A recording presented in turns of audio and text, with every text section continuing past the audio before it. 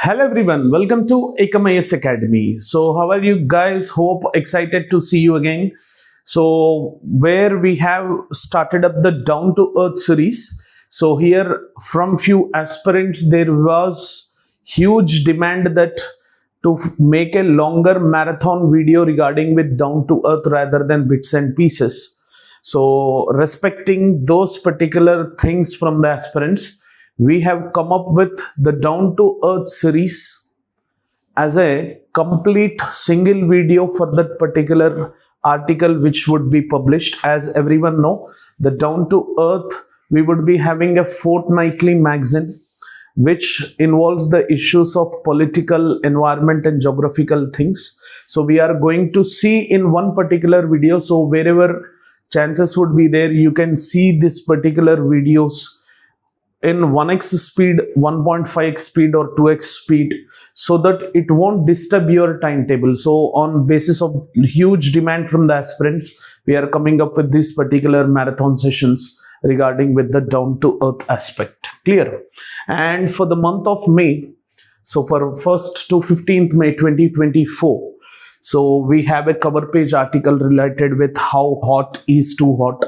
So regarding with the increasing temperatures and how the urban heat island effect is creating more and more scenarios, and how the concept of heat stress is increasing as such, and what are the implications regarding with urban heat island, what we can do. There are some case studies and figures which you can use in the mains answer writing, and certain topics from these directly would appear in your preliminary examination. So we have clubbed those particular important points which we felt which are very important for your UPSC preparation, let it be pre and mains. So we are going to come and discuss with these particular articles as such. So not making it more delay, we would enter into the discussion of this particular down to earth summary. So within the very first page, there comes the article related with new economy and old habits. Clear? So we have new economy, we have a transition which is happening towards the more greener economy or bluer economy, but still we are following the old traditional habits. So how sustainable it would be if we still follow these particular old habits? So earlier in the old economy, what were the implications which we have faced? Clear, those habits are still continuing despite we are having a transition towards green economy. So what are the issues associated with it? That is discussed. This is a very short article. So this is the first article. Once you open the down to earth page, the first page gives the resemblance of this particular article called as new economy and old habits. So you know the world is fast tracking the transition to a green economy. So green economy in the sense like using renewable resources of energy, transferring towards the electrical vehicles and utilization of various components. If you see, three big changes expected to drive the reduction emissions which contribute towards the green economy. In this first thing which comes into picture is moving towards renewables. Like in this particular world of new economy, we are trying to move ourselves to the renewables. Like we started using solar energy and wind energy as very faster rate when compared to the old economic aspects, to replace this particular coal and gas in the energy systems. So it's not like completely we can transform or transfer to these particular renewables, but there has to be compulsory shift which has to happen towards these particular renewables as such. So we are trying to set up and increase our standards of utilization of this solar and wind energy. This is pillar number 1 of the green economy. And second pillar, if you see, moving towards electrical vehicles. And nowadays you can see various companies, automobile companies, they have come up with these particular electrical vehicles which have zero pollution. So moving towards electrical vehicles to replace the oil for transportation. Generally in the earlier vehicles we used to use oil as major fuel, but electric vehicles, so but usage of this oil for the transportation, clear, it had a huge impact on the pollution levels. and it has exclusive impact on the air pollution as such. But in the present context of new economy, we are transferring towards the electrical vehicles. This is one particular aspect which you have to focus. This is pillar number 2, which you can write whenever you write any answer related with green economy. You can mention these particular pillars as such by using a good flowchart or infograph. And moving towards hydrogen to replace fossil fuels in industry and energy. So green hydrogen fuel is one of the important contemporary based topic where chances are there the questions would be coming from prelims and mains. This is pillar number 3. These 3 pillars and the changes which we are getting are expected to drive the reduction in the emissions in the world, that is fast heating up and with huge consequential weather disasters. Clear? So with the old economy and the old habits which we had, there were many issues as such. So in an aspect of checking the old model, clear, like issues related with the mineral extraction. So mining of these raw materials needed for energy and industry have led to massive environmental fallouts. Clear? So within the old model of economy, minerals acted as a base performance aspect which have contributed towards driving up the economy either in the industrial perspective or in the energy perspective, but they have huge amount of mineral like environmental fallouts as such. And mineral wealth, if you cross check, as in geography, if you read the mineral distribution across India and the world, this mineral wealth is often under forest or wildlife habitats. Of course, the areas where tribal generally tend to live. So if we want to extract these particular minerals, earlier what we used to do is we used to deforestate, or we used to cut these forestries, or we used to shift these wildlife habitats. So this is not mere possible, but if in case chances are there, then we have shifted and we have compensated that particular forestry somewhere else, and we have made these particular tribals to rehabilitate to some other location. So this is the major issue, like destruction of the forestries and destruction of the wildlife habitats, and those which are considered as tribal homes, making these tribals to rehabilitate to some other location. So these are the aspects of issues which we had earlier with this mineral extraction. This is why we say the resource curse is about rich lands and poor people. So these kind of statements generally you can write in the mains answer rating. So there is huge amount of resource curse, and this particular resource curse which is there, it is about completely the rich lands and the poor people. As you know, these particular tribals who generally live on the rich lands. So the resource curse comes in that particular way, like we are in need of minerals, but we should also protect these particular people. We have had cut forestries and displaced local communities that had lived in this particular habitat. Clear? So the tragedy of this extractive and revenue generative model which we had earlier has been that people who live on these lands have hardly benefited from these resources. So within the old model of approach which we have, so in this old model of economy which we have, despite these particular tribals, they have left the lands for the mineral extraction which contributes towards the growth. They never have got benefited. Clear? So within the old economy, the habit of de-benefiting of the people who generally did not get benefit of any resources, where later on Supreme Court judgments have come into picture, resource utilization have to be shared, the benefit which we are getting from the mineral resources have to be shared to the local communities. The discussions have come, but it was every time on a paper. They did not apply in a practical way. So that is what the issue which we have with the new economy. Still we are focusing upon the old habits which we used to follow. If you could see certain aspects in India, we have had a long tryst with making mineral extraction environmentally and socially justificable as such. But sadly, without solutions which did not work, earlier, and in the present context also, we still are having the situation like tribals when they rehabilitate, once they would be rehabilitated and resettled in some other location in lieu of compensation, they never have got benefit as such. So this is one particular old habit which we are still following. So years ago, if you see the Supreme Court judgments also, so Supreme Court had ruled in the Samata judgment case that no mining can happen on tribal lands without the participation of the tribal people. But there are certain factors and implications and limitations. हो सकता है, chances are there these particular tribal people might not be skilled enough, but the skill training have to be made so that their participation which is happening, they would be getting the employment, exclusivity of employment opportunities which are there. These employment opportunities have to be given to the tribals. This was the Supreme Court judgment in earlier Samata judgment case, that it has ruled in the Samata judgment that no mining can happen on tribal lands without the participation of the tribal people. So this exclusivity was there. It meant that at least the tribal people would need to be equally shareholders in the business, but this was negated as such. Clear, this was negated, this was neglected, which was justly on a piece of paper as a judgmental index, but never it has been applied practically.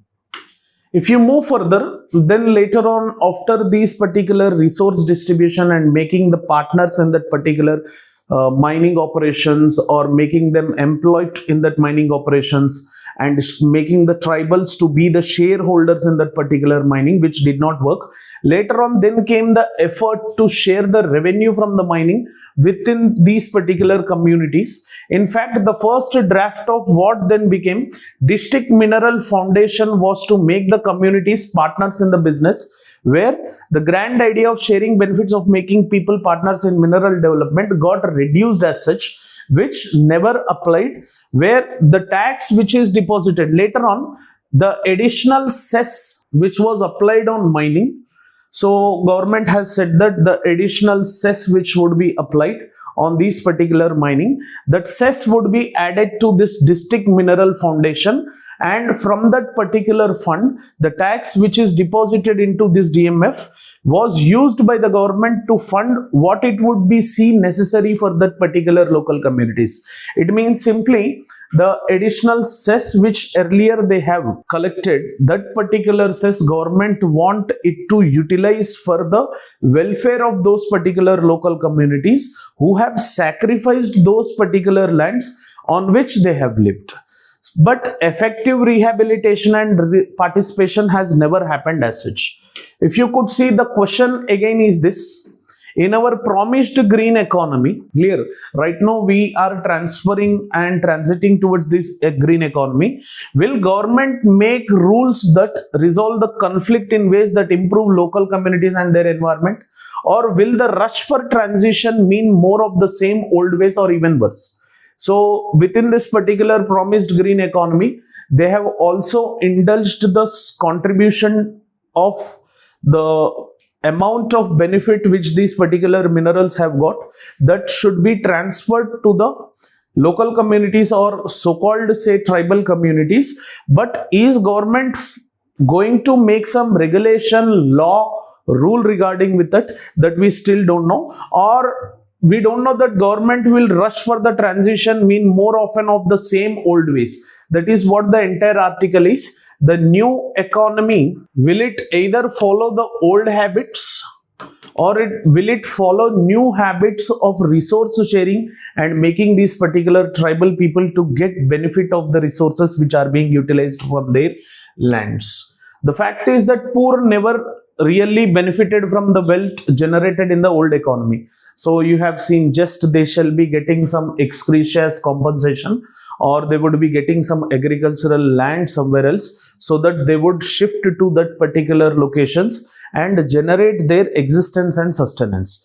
But that actually never has happened. Poor never got benefited in the old economy standards, but are they going to get benefit in the new economy? That we have to wait and see. The lands where coal was mined and energy produced still remain without electricity. Example, Jharkhand, Odisha, Chhattisgarh. These are the regions where huge coal mining operations would happen. But if you see many areas of these particular Jharkhand, Odisha and Chhattisgarh, where coal mining is happening, where energy, electricity is produced, many of the remote areas still are in that particular phase which doesn't have electricity. So from where we have took the main resource to generate electricity, that regions itself, they did not get benefit.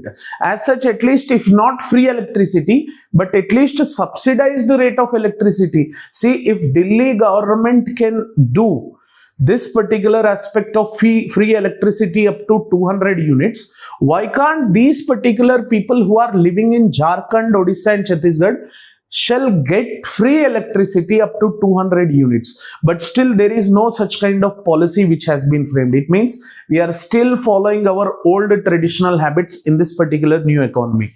Will the new economy make sure that it shall be inclusive of those particular people who have deliberately given their particular lands for this mineral extraction? We have to wait and see. Only then it can be sustainable. Otherwise, if not, the new economy is not a new economy, or it's a green economy. So if the new economy is following the old traditional habits, then we can't forecast and say it as a new economy or green economy. It is as it is following still the old traditional habits, where the people or the local communities or tribals, when they are not getting the benefit. So it means as they are following the old habits, we can't justify this as a new economy. So new economy has to show certain aspects like inclusiveness, sharing the benefits, and making these local communities to participate in that particular economic generation, or making them shareholders. Then only this new economy will be generated and it shall be sustainable. This is what the outcome of this particular article is. Not much to learn, but much to think.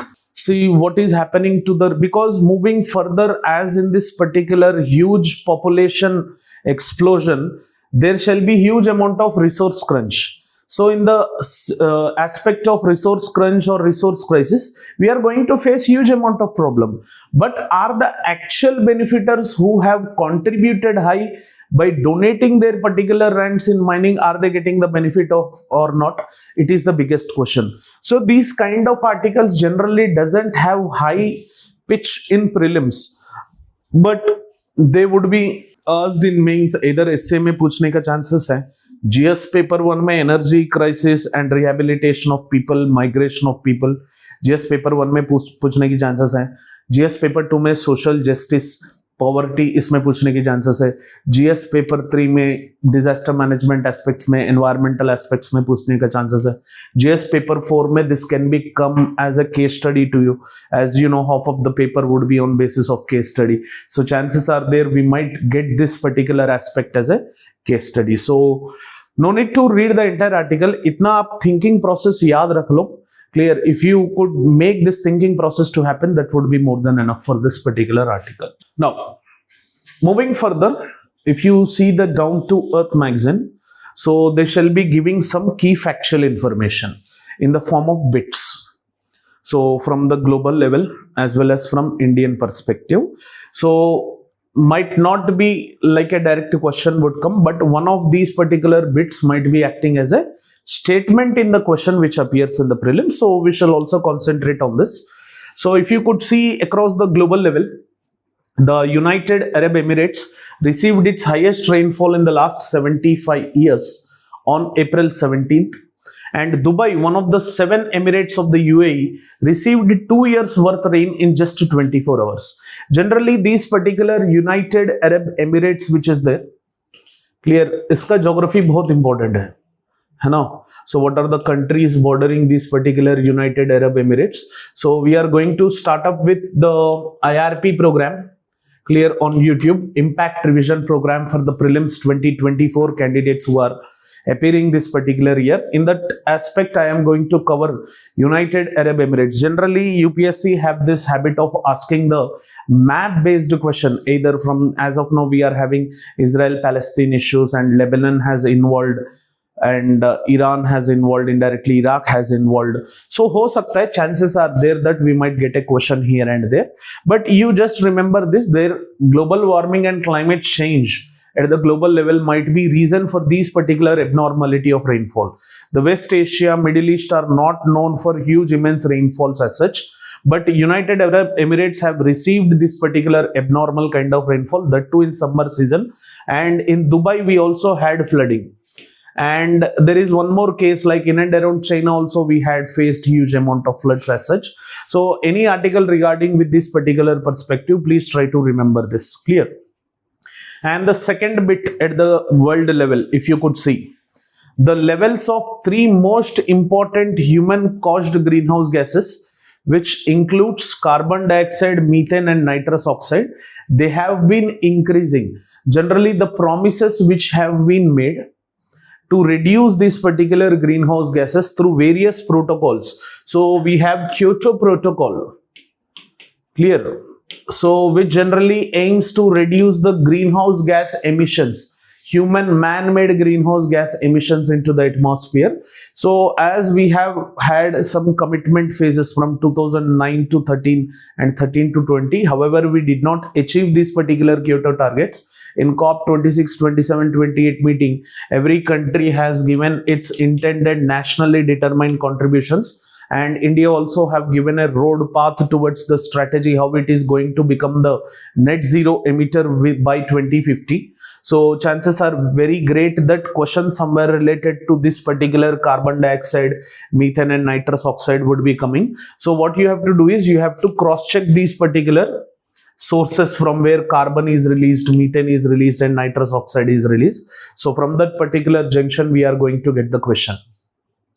And if you could see this particular interesting fact of a bit, which is associated with the Indian aspect, even as summer is at peak across the country, so over 40 rivers in Bihar have already dried up completely. Despite that, belt falls under the perennial river zone. So if the situation in Bihar is in such, the non-perennial river course within the South India is completely drastic. Okay, so according to the officials of Bihar Water Resources Department, so we have 40 amount of rivers which have been already dried up. In tandem, the Veeranam Lake, one of the Chennai city's primary water sources, has also run dry. So in the present context, if you see in the last March, April and May, you have seen the Bangalore water crisis. Clear, where there was huge amount of water crunch, water stress like situation which happened in Bangalore, and many metropolitan cities in India, it is going to face such kind of situation regarding with the Bangalore water crisis. So rivers which have been, rivers, lakes, ponds, which are the primary sources of the water, either for drinking water facilities or for irrigation facilities, when they are being dried up, it means we are moving towards the phase of depletion. Environmental degradation is contributing towards this, and hence perhaps this is going to create huge crisis situation, exclusively water crisis, which is one of the important component. Chances are very great regarding with the Bangalore water crisis or urban water crisis. We are going to expect a question within the mains. So make sure that you be aware of these particular water crisis like situations. Okay. So now comes the aspect of the third article, which I have seen from where generally questions tend to come, that is attached with this particular protection from climate change, which is part of right to life. Generally, right to life in our Indian constitution is given under Article 21, where right to education is involved. And it is not simply right to life, it is right to dignified life. So now the protection from climate change, is it a part of right to life? So it is the question which has been raised, and Supreme Court says yes, because already to combat climate changes, India had made many efforts.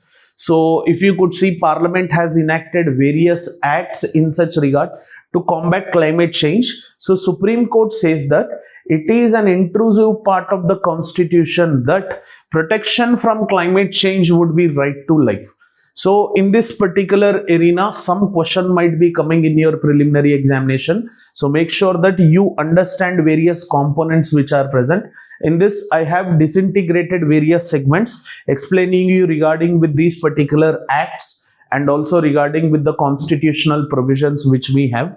So if you see the India's efforts to combat this climate change, we had we have made this, Parliament has enacted this particular act called as Wildlife Protection Act 1972, which is very important of its kind for preliminary examination.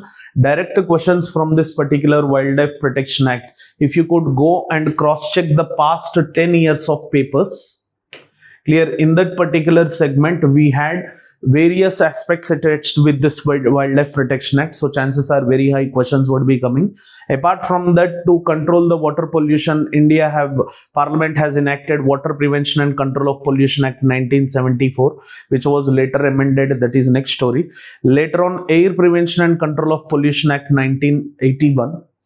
So through where they have created Central Pollution Control Board, and later on SPCBs were developed, then later on water boards were developed, later on air boards were developed. So post to that, in 1986, India has come up with Environment Protection Act, which has certain features, and this Environment Protection Act has given powers to the central government to look into those particular issues which are regarding with the environment.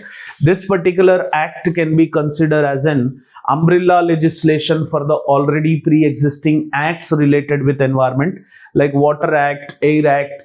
They come under the ambit of this particular Environment Protection Act. This is very important. UPSC has posed question from this, and National Green Tribunal, where the delay in justice is not considered as a justice given to that particular victim. That is what we generally follow in India. So those particular cases which are related to environment, earlier Supreme Court or any higher judiciary was focusing upon those particular environmental issues. Later on, this National Green Tribunal, NGT, was created, where the cases related with the particular environmental aspect will come under this particular ambit and jurisdiction of National Green Tribunal. So it is compulsion on National Green Tribunal that within the 6 months it has to give its decision and judgment. Clear? So we will seep into the Wildlife Protection Act, because मुझे तो ऐसा लग रहा है कि like इस साल 2024 में या 2025 में, in the near closer, there are very high chances that Wildlife Protection Act comes into picture. So either in prelims or in mains, like chances are very great that question would be coming from this. Clear? Because it has been already 3 to 4 years that they did not ask question on Wildlife Protection Act, and in 2022 also it has been amended, but from that amendment also there was no question as such which appeared in the UPSC examination. So let's see some key prospects which are present in Wildlife Protection Act 1972. According to the Wildlife Protection Act 1972, we had 6 schedules involved in it. But according to the amendment which was made in 2022, 4 schedules, they have prepared a draft in such a way that the 6 schedules should be converted into 4 schedules. We will check what are the 6 schedules and 4 schedules as such regarding with the Environment Act which was present. So let's enter into this particular discussion. If you see, the Wildlife Protection Act 1972 provides a legal framework for the protection of various species of wild animals and plants and management of their habitats also. See, habitat ka definition hai. This habitat definition also was given under Wildlife Protection Act. Its habitat refers to the physical address. Clear? Physical address of a species. We call it as a habitat, like tiger lives in the forestry, Asiatic lion lives in the Gir National Park. So these are some physical address. So management of their particular habitats, let it be forest, grassland, would be done under Wildlife Protection Act. First is protection of various species of wild animals and plants, and also management of their particular physical address, which we are calling it as habitats, and regulation and control of trade in wild animals, plants and products made from them. So keeping some regulation on controlling of this particular trade. So that's the reason why India became part of CITES, clear, Convention of International Trade of Endangered Species of Flora and Fauna. So that was included in this particular 4 schedules. As such, we would be seeing moving further. So this act which is there, the WPA Act 1972, it also lists schedules of plants and animals that are afforded varying degrees of protection and monitoring by the government. So earlier we had 6. As of now, we are supposed to have 4, but still this particular 4 schedules of regulation did not implement as such. Clear? And India's entry into CITES, as I have said, Convention of International Trade in Endangered Species of Wild Flora and Fauna, was made easier by this particular Wildlife Act, whereby we have entered into this particular CITES. India is a member for this. Earlier, Jammu Kashmir, until it was given a statehood status under the scrapping of Article 370 subclause 3, Jammu Kashmir did not cover, or Jammu Kashmir was not covered under this particular Wildlife Protection Act, but now it applies to Jammu Kashmir also. Now it applies to the Union Territory of Jammu and Union Territory of Kashmir and Union Territory of Ladakh as well. Clear? So WPA mein, like, what are the schedules which are present in this particular WPA? Let's focus on it. So schedule number 1, most important, chances are very high that question related with Wildlife Protection Act, if it is coming, either a direct question comes from schedule 1 or question which has been created on WPA 1972. In that, one statement would be 100% sure that it is going to cover the schedule 1 of Wildlife Protection Act. Let's see what this schedule 1 says.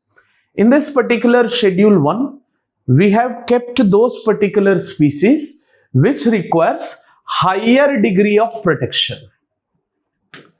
Higher degree of protection, and at any cause in anywhere, any part of India, these particular species which are kept under schedule 1 are hunted or poached. Clear? So it covers all the endangered species that needs rigorous protection. A person is liable to harshest penalties for violation of law under this particular schedule. Simply, he would be arrested and non-bailable warrant would be issued against that particular person if he threatens or if he tries to hunt that particular species which is kept under schedule 1 of this particular act. So you have to focus upon this particular segment. And schedules under this particular species which are present under this schedule are prohibited to be hunted throughout India. Prohibited to be hunted throughout India. In any such case, they should not be hunted except under threat to human life or in case of disease that is beyond recovery. So it shall be hunted only under threat to any human life.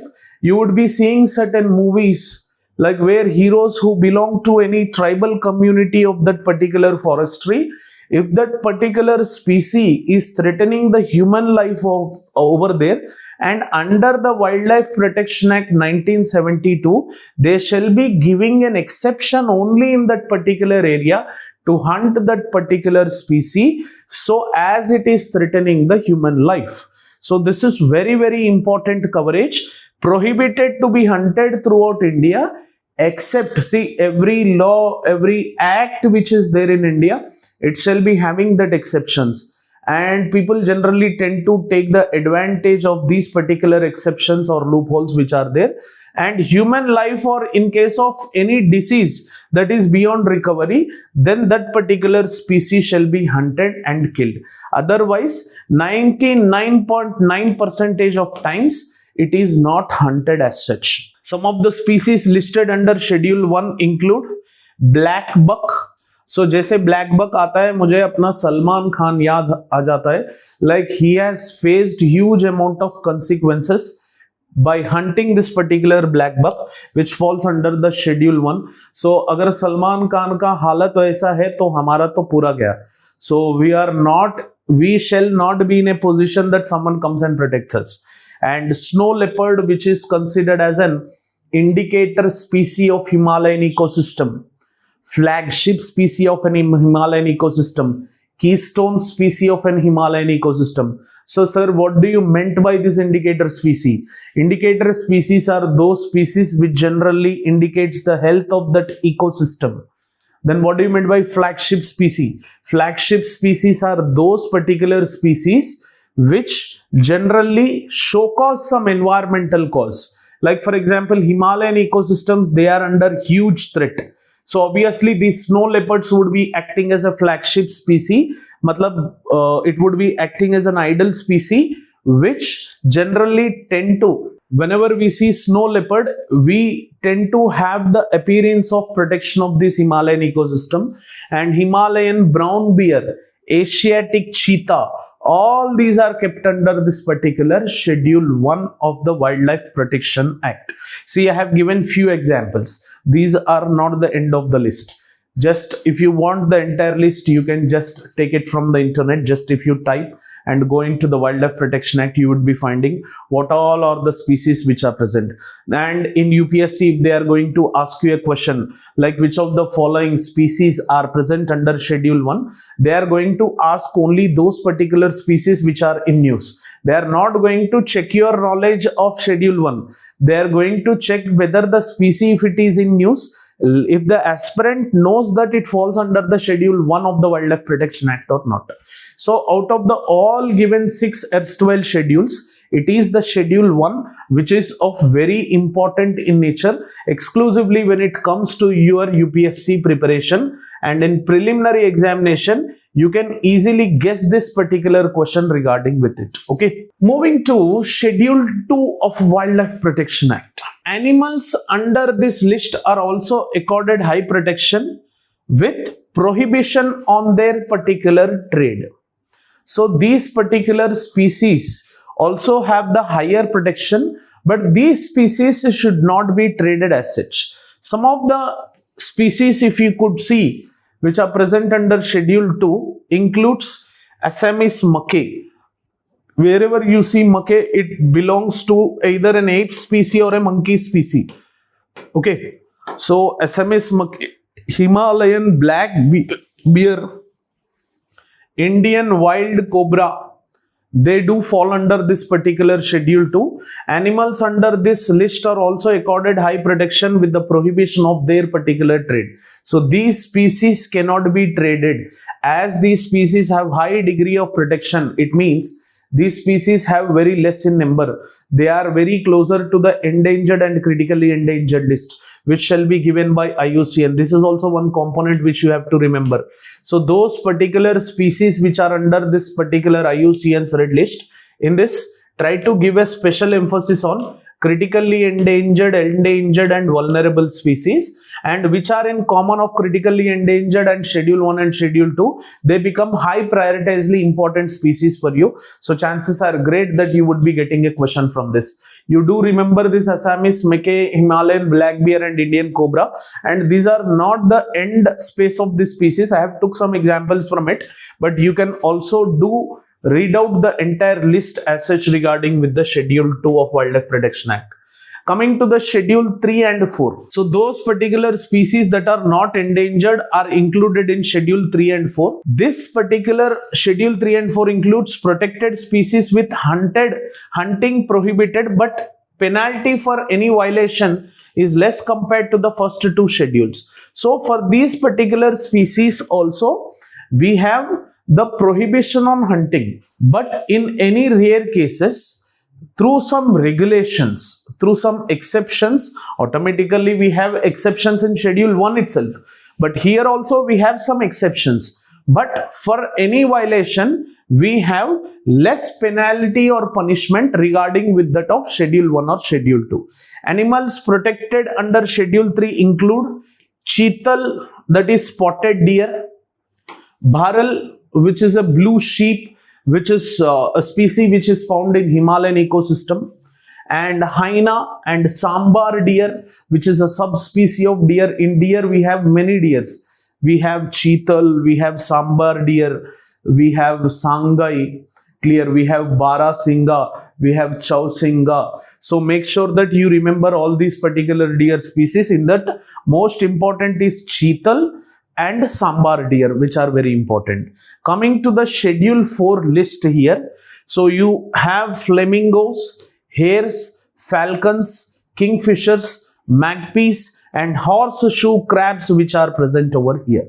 So they also are protected, but those particular species hunted by this particular schedule 3 and 4, which are present in schedule 3 and 4, they shall be, whenever they would be hunted, the penalty for this particular violation is less when compared to the first two schedules. Clear? So schedule 3 and 4 is not that greatly important for your UPSC, but अपना किस्मत तो आपको पता ही है, UPSC में जो हमें छोड़ के जाएंगे तो उसी हिसाब से UPSC tends to pose a question. That's why, as we have some regulations in schedule 1, 2, 3, 4, so we have amended this particular Wildlife Protection Act 1972 and made it to fall under only 4 regulations as such. If you could see the schedules which are present in this particular act, isme schedule 5, which generally contains those particular animals that are considered as vermin. Vermin species are those small wild animals that carry diseases and destroys plant and food. So these particular vermin species can be hunted without any prohibition. So these animals can be hunted. It is only those particular animals which are present in schedule 5, they can be hunted without any prohibition as such. Do remember this point. And it includes only 4 species of wild animals like common crows, fruit bats, rats and mice. Done. If any species from schedule 3 and 4, if it has to be hunted, then it would be placed, by amending it would be placed in schedule 5. Like for say example, we have rhesus macaque, clear, which is a monkey species of Himachal Pradesh. This particular species is disturbing the vegetation cover and the crop cover of that particular region. So what they have did is they have made this rhesus macaque to fall under schedule 5 in Himachal Pradesh exclusively, and then without any prohibition this particular rhesus macaque started being hunted as such. So this is schedule 6. Coming to schedule 5, and this is schedule 6, and already UPSC has asked question on schedule 6. From then aspirants started believing that schedule 6 is also important. Until then no one has read what is schedule 6. Generally it provides the regulation in cultivation of specified plants and restricts its possession, sale and transportation. So those plants which should not be cultivated, or which should be in a position in your land, or which should be sold, or which should be transported. So prohibition is on cultivation, possession, sale and transportation. Those particular species are kept under schedule 6 of this particular Wildlife Protection Act. So earlier aspirants did not believe that if schedule 6 was important or not. They just have read schedule 1 and 2, as they have the huge endangered species and they require with high degree of protection. But when UPSC has asked this question from schedule 6, then aspirants started studying about this. So both cultivation and trade of specified plants can only be carried out with the prior permission of competent authority who is present over there. Generally chief wildlife warden who would be there. Though with that prior permission, the regulations and the manipulations can be made accordingly. And plants protected under schedule 6 include, I urge that you remember these particular plant species. We have 6 plant species as such. So make sure that you remember these particular 6, so that whenever they would be asking anything in the options, we can eliminate. And as you know, as of now elimination technique भी eliminate हो गया. तो इसका मतलब क्या है, हर species याद रहना बहुत जरूरी है. So इसमें पहले आएगा bedmoss cycad, which is native to India. Second comes blue vanda, which is a blue orchid species, which you might have seen, but you don't know that it is a blue vanda. And then comes red vanda, which refers to a red orchid. And couth, clear, which is called as Sausria lapa, and slipper orchids and pitcher plants. These are the 6 aspects: bedmoss cycad, blue vanda, red vanda, couth, slipper orchids and pitcher plant. So these 6 plants which are kept under this particular schedule 6 should not be cultivated, or should not be in the possession, or you should not sell it, either you should not transport it. If you are cultivating this, then under schedule 6 of the Wildlife Protection Act, the case is booked against you. Clear. So these are the 6 schedules. And moving further, under this particular Wildlife Protection Act, what are the bodies which got constituted?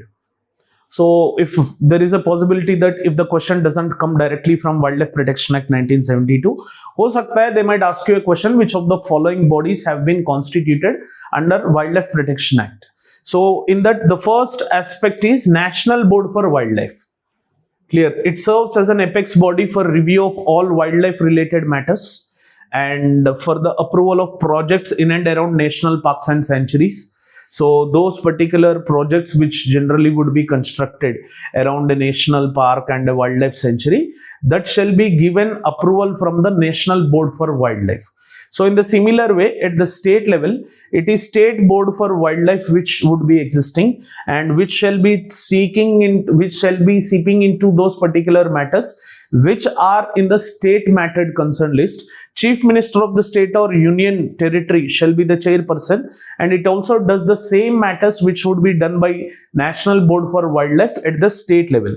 So the state related projects or the state related protected areas shall be getting permission from this particular State Board of Wildlife. So as soon as the National Board for Wildlife has come into picture, immediately the State Board for Wildlife has came. So next most important point which people generally doesn't focus is that is Central Zoo Authority, which is also constituted under the Wildlife Protection Act 1972. So the Central Zoo Authority, if you see, it consists of total 10 members, including the chairperson and a member secretary.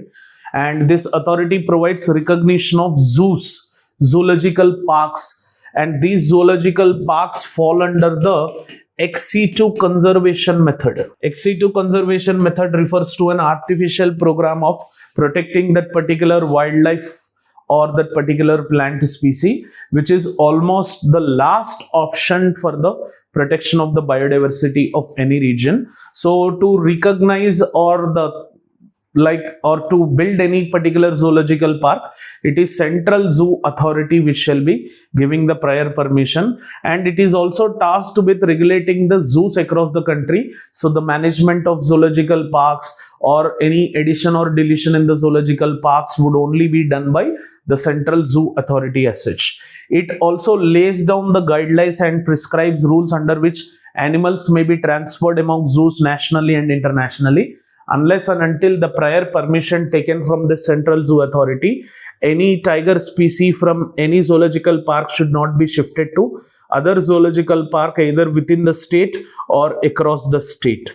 Or else if it is being transported or if it is being transferred to some other country, then also this prior permission of Central Zoo Authority has to come into picture. And very important body which got constituted under Wildlife Protection Act is National Tiger Conservation Authority, NTCA. So this year chances are there question from Project Tiger or question related with NTCA or question related with tiger reserves might come. So make sure that you prepare to this particular aspect associated with the tiger. So following the recommendations of Tiger Task Force, NTCA was constituted in 2005 for strengthening the tiger conservation in India. The Union Environment Minister is chairperson of NTCA. You have to remember this. यहाँ पे आप confuse हो जाएंगे. Like sometimes he would be giving the reference as Prime Minister, or sometimes he would be giving the reference as some Chief Wildlife Warden. But it is Union Environment Minister who is the chairperson of NTCA, and State Environment Minister who would be there. Clear. Who is the Minister of State? He shall act as a vice chairperson. Central government on recommendations of NTCA declares an area as a tiger reserve. So to declare any area as a tiger reserve, it shall be the prior recommendations of this particular NTCA which has to come into picture. Okay. So already National Board for Wildlife, State Board for Wildlife, Central Zoo Authority and National Tiger Conservation Authority has been constituted under WPA 1972. And the most important thing, Wildlife Crime Control Bureau. So at the central level, this act has also provided, the Wildlife Protection Act 1972, for the constitution of Wildlife Crime Control Bureau to combat organized crime organized wildlife crime in the country. So recently I have watched one particular web series called as Poacher, and this particular poacher has the constitutions associated with this particular Wildlife Crime Control Bureau. So chances are very great that you would be getting the question regarding with this. So to combat organized wildlife crime in the country, it is this particular Wildlife Crime Control Bureau which comes into picture. So do remember this 5 National Bird of Wildlife, clear, which we have discussed. So automatically when you remember this National Board for Wildlife, आप State Board for Wildlife याद रख लेंगे. तो second is Central Zoo Authority याद रख लो. Third NTCA याद रख लो. Fourth Wildlife Crime Control Bureau याद रख लो. So ये 4 चीजें, these 4 bodies which are there, they have been constituted under this particular Wildlife Protection Act. To remember this. And protected areas under this particular act. So which areas can be declared under this particular Wildlife Protection Act? There are 5 types of protected areas under this act. One is wildlife sanctuary. See, make sure that you give specific concentration on this. In this particular aspects, we have only 5 types of protected areas which can be declared under Wildlife Protection Act. एक तो हो गया wildlife sanctuary, which is very, very important. So wildlife sanctuary is any area where the wildlife in and around that particular region shall be protected. Certain wildlife sanctuaries, when they feel that it is necessary that along with the wildlife protection and the entire ecosystem has to be protected, then with certain regulation, they through a state notification, they shall be declaring it as a national park. So most of the wildlife sanctuaries, they have upgraded to national park status as well. So second element which shall be protected, which shall be declared under this particular act is national park. Third is conservation reserves. Clear, it is declared under this act. Fourth is community reserves under this particular act, and fifth is tiger reserves.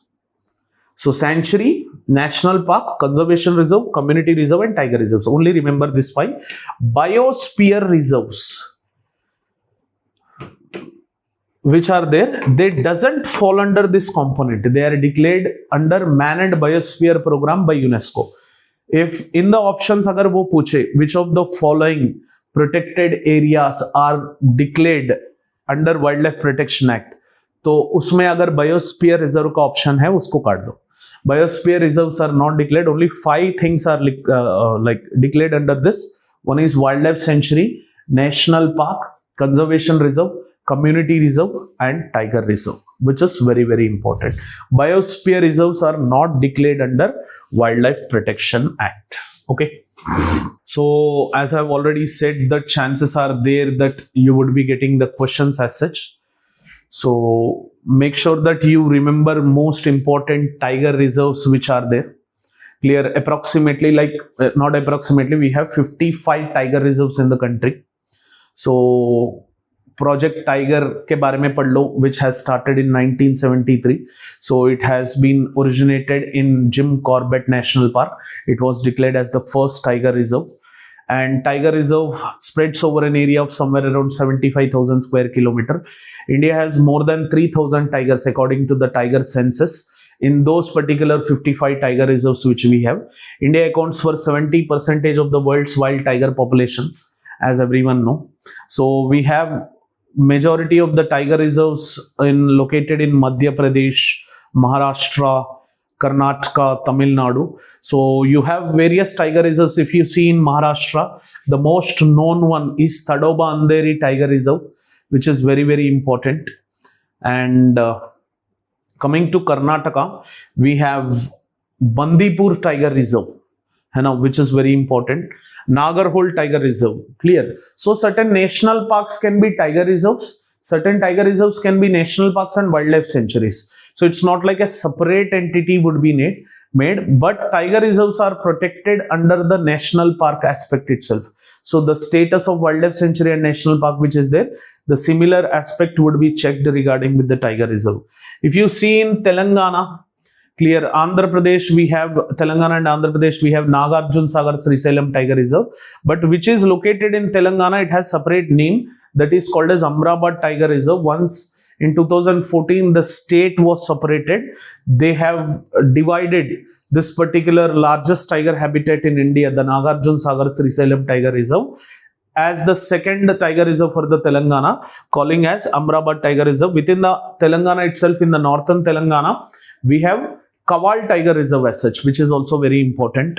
And if you see in Tamil Nadu recently, we had these tiger reserves which were in news, that is Kalakkad Mundatturai Tiger Reserve, Mudumallai Tiger Reserve, Satyamangalam Tiger Reserve. And in Odisha also, we had the tiger reserves which were in news. We have two tiger reserves there. One is Simlipal Tiger Reserve and Satkosia Tiger Reserve.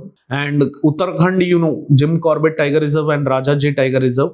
And in Rajasthan, we have four, and which includes Ranthambore Tiger Reserve, Sariska Tiger Reserve, Mukundara Tiger Reserve, Ramgarh Tiger Reserve. And coming to Chhattisgarh, you have Indravati, Sita Nadi Tiger Reserve, Achna Kumar Tiger Reserve. Kerala, which is very important, Periyar Tiger Reserve and Parambikulam Tiger Reserve. And chances are very great that we get a question regarding with these tiger reserves. And in Arunachal Pradesh, we have Namdapha Tiger Reserve, Pakke Tiger Reserve. And in Assam, we have Manas Tiger Reserve, Kaziranga Tiger Reserve and Orang Tiger Reserve. So those which might be national parks, they might also be the tiger reserves also. If you could see, in Karnataka, we have totally somewhere around 110 plus national parks as such. So chances are great that we would be getting a question regarding with these national parks also. So make sure that you remember the location of the national park. Mera guess hai ki like Hemis National Park, which is located in Ladakh territory, chances are there question would be coming from that particular Hemis National Park. So do remember it. And the oldest national park in India, Jim Corbett National Park, wo ek yaad rakh lo. And Kibul Lamjov National Park Manipur mein hai. Wahan pe we have the floating lake, which we call it as Kibul Lamjov National Park hai, uska naam kya hai? So we have Loktak Lake, clear, on Loktak Lake, which is a Ramsar site also. So which shall be Ramsar site, which shall be national park, which is a tiger reserve. Like if you could see, Manas is one such kind thing in Assam. So chances are their question would be coming. And in Uttar Pradesh, we have only one national park, that is Dudhwa National Park. And in Arunachal Pradesh, we have Namdapha National Park, and which is also a tiger reserve, clear, which we have already seen. And coming to Sikkim, Kanchenjunga National Park. In Odisha, we have Bhitarkanika National Park and Simlipal, where Simlipal is also a tiger reserve. And in Uttarakhand, Jim Corbett National Park, which is a tiger reserve. We have Rajaji National Park, which is also a tiger reserve. We have Valleys of Flowers National Park, where chances are their question would be coming from this Valleys of Flowers National Park. In Gujarat, agar aap check karo, Black Buck National Park, Gir National Park, which is known for Asiatic lions, and Marine National Park, which is very important. And in Jammu Kashmir region as a territory, Dachigam National Park, which is known for Kashmiri stag. Earlier, it was a state animal of Jammu Kashmir. And in Karnataka, Banerghatta National Park, which is closer to the Bangalore city. And we have Nagarhole, Bandipur, which all becomes the part of Nilgiri Biosphere Reserve. And in Andaman Nicobar, Campbell Bay and Galathea National Park, which are the southernmost national parks of India. And in Madhya Pradesh, we have Pench National Park, Kanha National Park. In Kanha National Park, we have Barasingha, 12-horned antelope, so which is a breeding site. And as Barasingha is the state animal of Madhya Pradesh, chances are there that we would be getting the question from it. And in West Bengal, if you see Buksa National Park and Sundarban National Park, as you know, which is known for huge amount of mangroves. And in Chhattisgarh, we have Guru Ghasidas, Indravati. In Telangana, KBR National Park, Mahavir Harina Vanasthali Brugavani, which are located in and around Hyderabad city itself. And in Kerala, we have Periyar Silent Valley National Park. Periyar is also a tiger reserve. Silent Valley is known for lion-tailed monkeys. And coming to the Maharashtra region, we have Sanjay Gandhi National Park, Tadoba Tiger Reserve and a national park. In Rajasthan, the most important desert national park, which is a home to the great Indian bustard, Keoladeo National Park, which is a home to the Siberian cranes and Saurus cranes, which generally come. And Sariska and Ranthambore are also tiger reserves and national parks in Rajasthan. In Tamil Nadu, if you could see, we have Gulf of Mannar National Park, Indira Gandhi National Park, Mudumallai Mukurti National Park. Mukurti National Park is known for breeding center of Nilgiri Thar, which is a state animal of Tamil Nadu again. And in Andhra Pradesh, we have Papikonda National Park, where we have a tourist tourist spot in that particular region. And Rajiv Gandhi National Park, Sri Venkateshwara National Park, Tirupati, which is a pilgrimage center located in the Sri Venkateshwara National Park. Coming to Himachal Pradesh, we have Pine Valley National Park, Great Himalayan National Park. In Assam, you see Manas National Park, Dibru Saikova National Park, and we have Kaziranga National Park, which are very, very important. And the source of these particular national parks have been taken from National Wildlife Database Center, the Wildlife Institute of India. So the credit of these particular tiger reserves and national park goes to it. Clear? ये हम directly Google से उठाए थे, हमारा कुछ credit नहीं है. We are giving the credit to those particular aspects who have worked. So make sure that you remember these particular tiger reserves and national parks. And वैसे biospheres के बारे में बात नहीं हुआ. 18 biosphere reserves are present in India, so you have to remember those 18 biosphere reserves. And Ramsar sites also याद रख लो. 5 Ramsar site add हुए थे recently. So most probability of base question might be coming from this regard. ठीक है. So ये wild life protection act जो था, इसमें थोड़े अमेंडमेंट हुए थे. So many amendments हुए. इसमें थोड़ा बहुत amendments which are important I have took it, where I felt like question would be coming. Approximately some 10 to 12 times it has been amended. So in this, the first amendment as such, which is very important, it happened in 1991. So the Wildlife Protection Act of 1991, which got amended there. So this amendment has strengthened the penalties and fines for the wildlife related offences, and also introduced provisions for protection of endangered species. Clear? So remember this particular point. So it has also included certain provisions as such. And again फिर 11 साल के बाद, clear, very important amendment took place. Wildlife Protection Act का amendment 2002 में. This amendment introduced the concept of community reserves, conservation reserves as protected areas. So as I've already said, 5 चीजें हैं जो wildlife protection act के under they generally tend to give. एक तो हो गया नेशनल पार्क, एक सेंचुरी, एक conservation reserve, community reserve, and the last comes tiger reserves.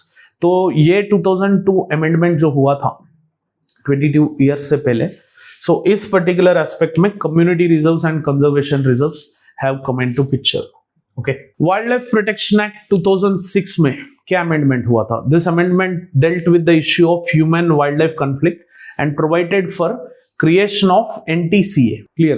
So this particular act is very important, which got amended in 2006. तो इससे क्या हुआ था? NTCA has been formed, and which tends to manage and protect these particular tiger reserves as such. Already we have seen.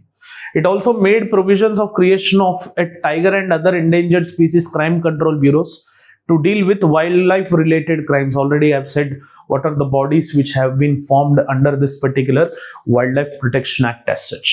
Important amendments done to the act in 2022, which is the recent amendment. As ये recent amendment है, my guess is like we might get question from this, है ना?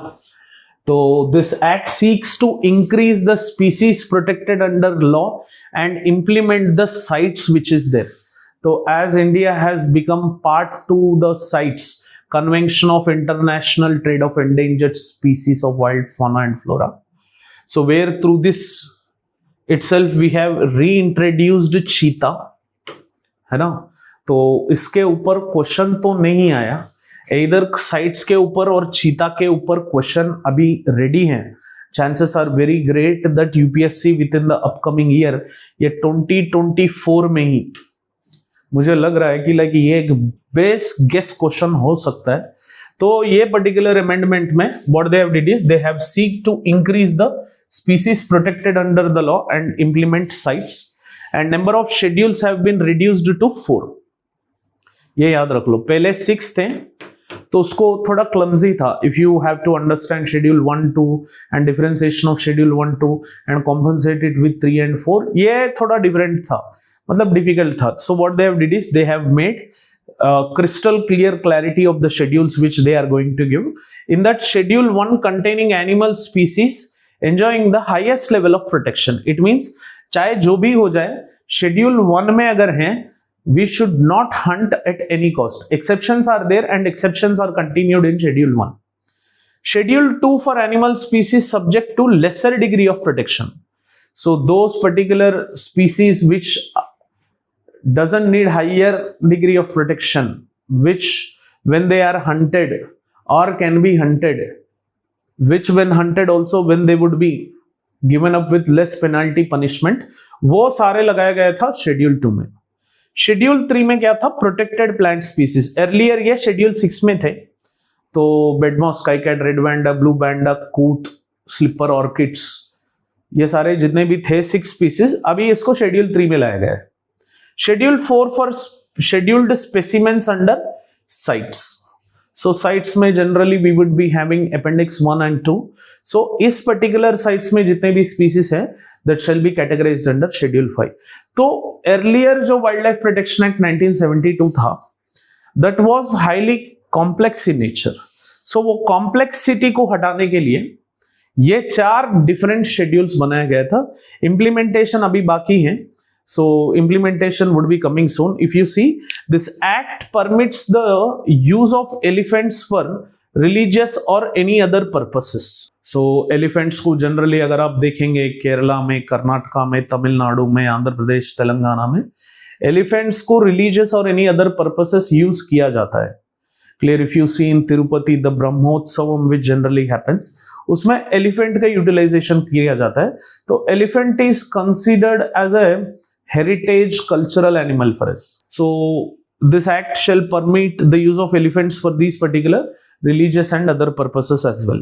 The penalties have also been increased for generally and specially protected animal violations. तो जो earlier penalties थे, punishments थे, उसको भी increase किया गया था इस particular wildlife like protection act amendment जो हुआ था 2022 में. तो ये मेरा 2023 में गेस था कि लाइक यार क्वेश्चन आने का चांसेस है, because it was amended in 2002 December time में 6th और 7th. तो 2023 में मैंने गेस किया था, बट वैसे क्वेश्चन नहीं आया. But greater chances are there इस साल, बिकॉज इसको मॉड्यूलेट करके इंप्लीमेंटेशन इसका शुरू भी हो गया. So chances are there that question would be coming from this particular 2024 aspect. So as we were discussing this particular article, तो उसमें ही अंदर घुस गए थे वाइल्ड लाइफ प्रोटेक्शन एक्ट में. India have enacted many elements to tackle the climate change, but constitutionally, do we have any legislation specifically to tackle climate change? We have CBD, we have NGT, we have Forest Rights Act, we have Wildlife Protection Act, but climate change as such, इसके लिए there is no single or umbrella legislation in India which relates to climate change and the attendant concerns which we have. So there is no such legislation. अगर आप constitution में घुस के अंदर देखें, article 48A जो DPSP है, directive principles of state policy में, article 48A of the Constitution provides that state shall endeavor to protect and improve the environment and to safeguard the forest and wildlife of the country. State shall endeavor to protect. This is not justificable in court of law. ऐसा कुछ नहीं कि like if state is not protecting and improving the environment तो हम जाके उसके ऊपर case डालें. तो DPSP में है, वैसे कुछ legislation नहीं है, बट घुस के देखेंगे 48A में we have this particular aspect. And clause G of article 51A जो fundamental duties बोलते हैं, तो उसमें clause G में ये लिख के हैं कि like under article 51A clause G it stipulates that it shall be the duty of every citizen of India to protect and improve the natural environment including forests, lakes, rivers and wildlife and to have compassion of living creatures. तो ये fundamental duty है, हम सिर्फ right के लिए देख रहे हैं यहाँ पे. Is climate protection from climate change is the part of right to life or not? But भाई ये भी घुस के थोड़ा देखो तो हमें थोड़ा बहुत फंडामेंटल ड्यूटीज दिया गया है. स्टेट को थोड़ा रेस्पॉन्सिबिलिटी है that it has to protect the environment and give a cleaner environment for the life existence to happen. But what Supreme Court intervene in, like Supreme Court her bar it tends to interpret in different cases. तो fundamental rights को ऐसा बहुत ज्यादा interpretation दिया गया था. I think so इन 2023 में one question related with interpretation of this particular fundamental rights, ऐसा कुछ क्वेश्चन आया था, which of the following amendments will give the interpretation of the fundamental rights. तो वैसा इंटरप्रिटेशन बहुत बार हुआ था फंडामेंटल राइट्स के ऊपर. So protection from climate change part of right to life, हाँ, यस, आर्टिकल 21 में है, because it recognizes the right to life, right to dignified life and personal liberty, right to dignified life and personal liberty. While article 14 देखो, so many people don't know this article 14, they just know that equality before law.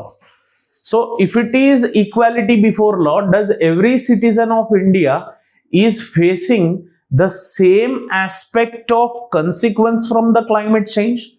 So the climate change consequences which are being created, clear, they are violating Article 21 and Article 14 of the Indian Constitution, where Article 21 deals with right to dignified life and personal liberty. Article 14 indicates that persons shall have equality before law and the equal protection of laws.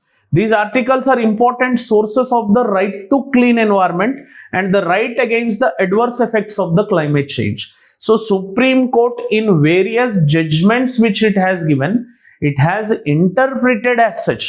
Legislation वैसा कुछ नहीं है, but Supreme Court का interpretation से हम क्या निकाल सकते हैं कि like what we can take as an outcome is Article 21 and 14 recognizes the right to clean environment and the right against the adverse effect of the climate change. So आपको question में पूछ सकते हैं, Article 21 of the Indian Constitution deals with right against the adverse effect of the climate change. Yes, Supreme Court has given the interpretation for sure.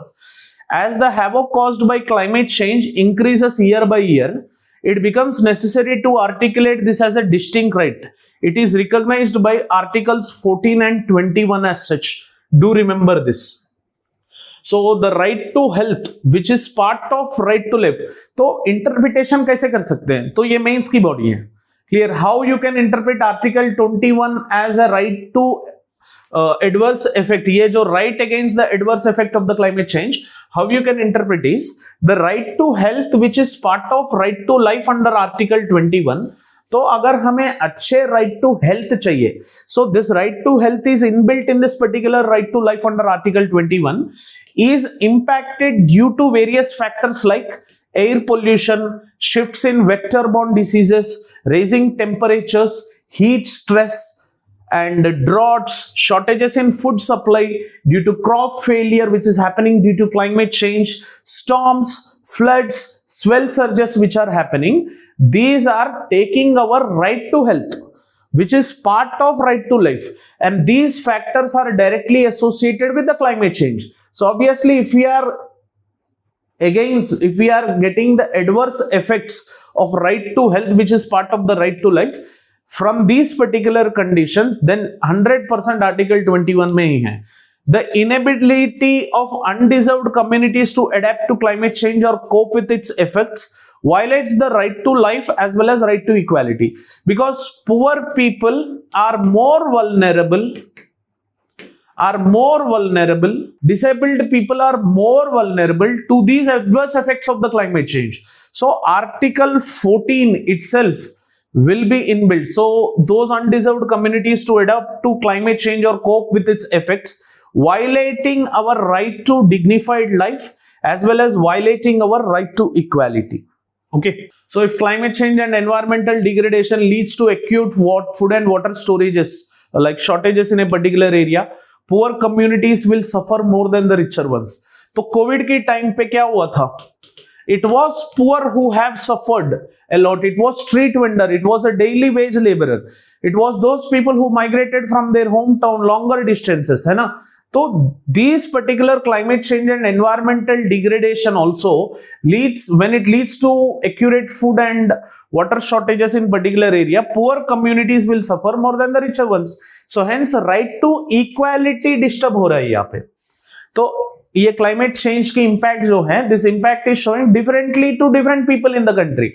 So right to equality would undoubtedly be impacted in each of these instances if you see in the rich case and poor case. And right to equality may also be violated in ways that are more difficult to remedy as such. Clear? Like regarding with the food supply, regarding with the water supply. Never ever Ambani or any other person who is from the richer class will be facing the problem due to water shortages, which are generally the human created effects of the climate change. If water shortage, Bangalore water crisis का situation ले लो, तो Bangalore water crisis, is it the only crisis done by rich, or is it the only crisis done by poor, or is it the only crisis done by the people from Bangalore? No, everyone who is part of this society have did it. For example, एक case लेता हूँ, दिल्ली का जो climate change का impact, smoggy condition and respiratory diseases का problem है, is the person who is living in Delhi only responsible for it?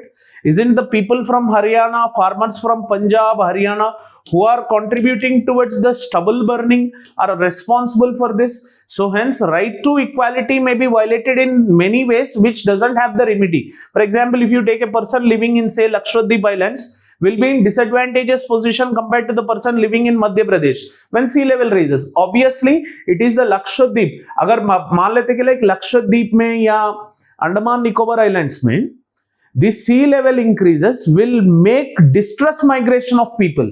So distress migration of people can be taken as one consideration.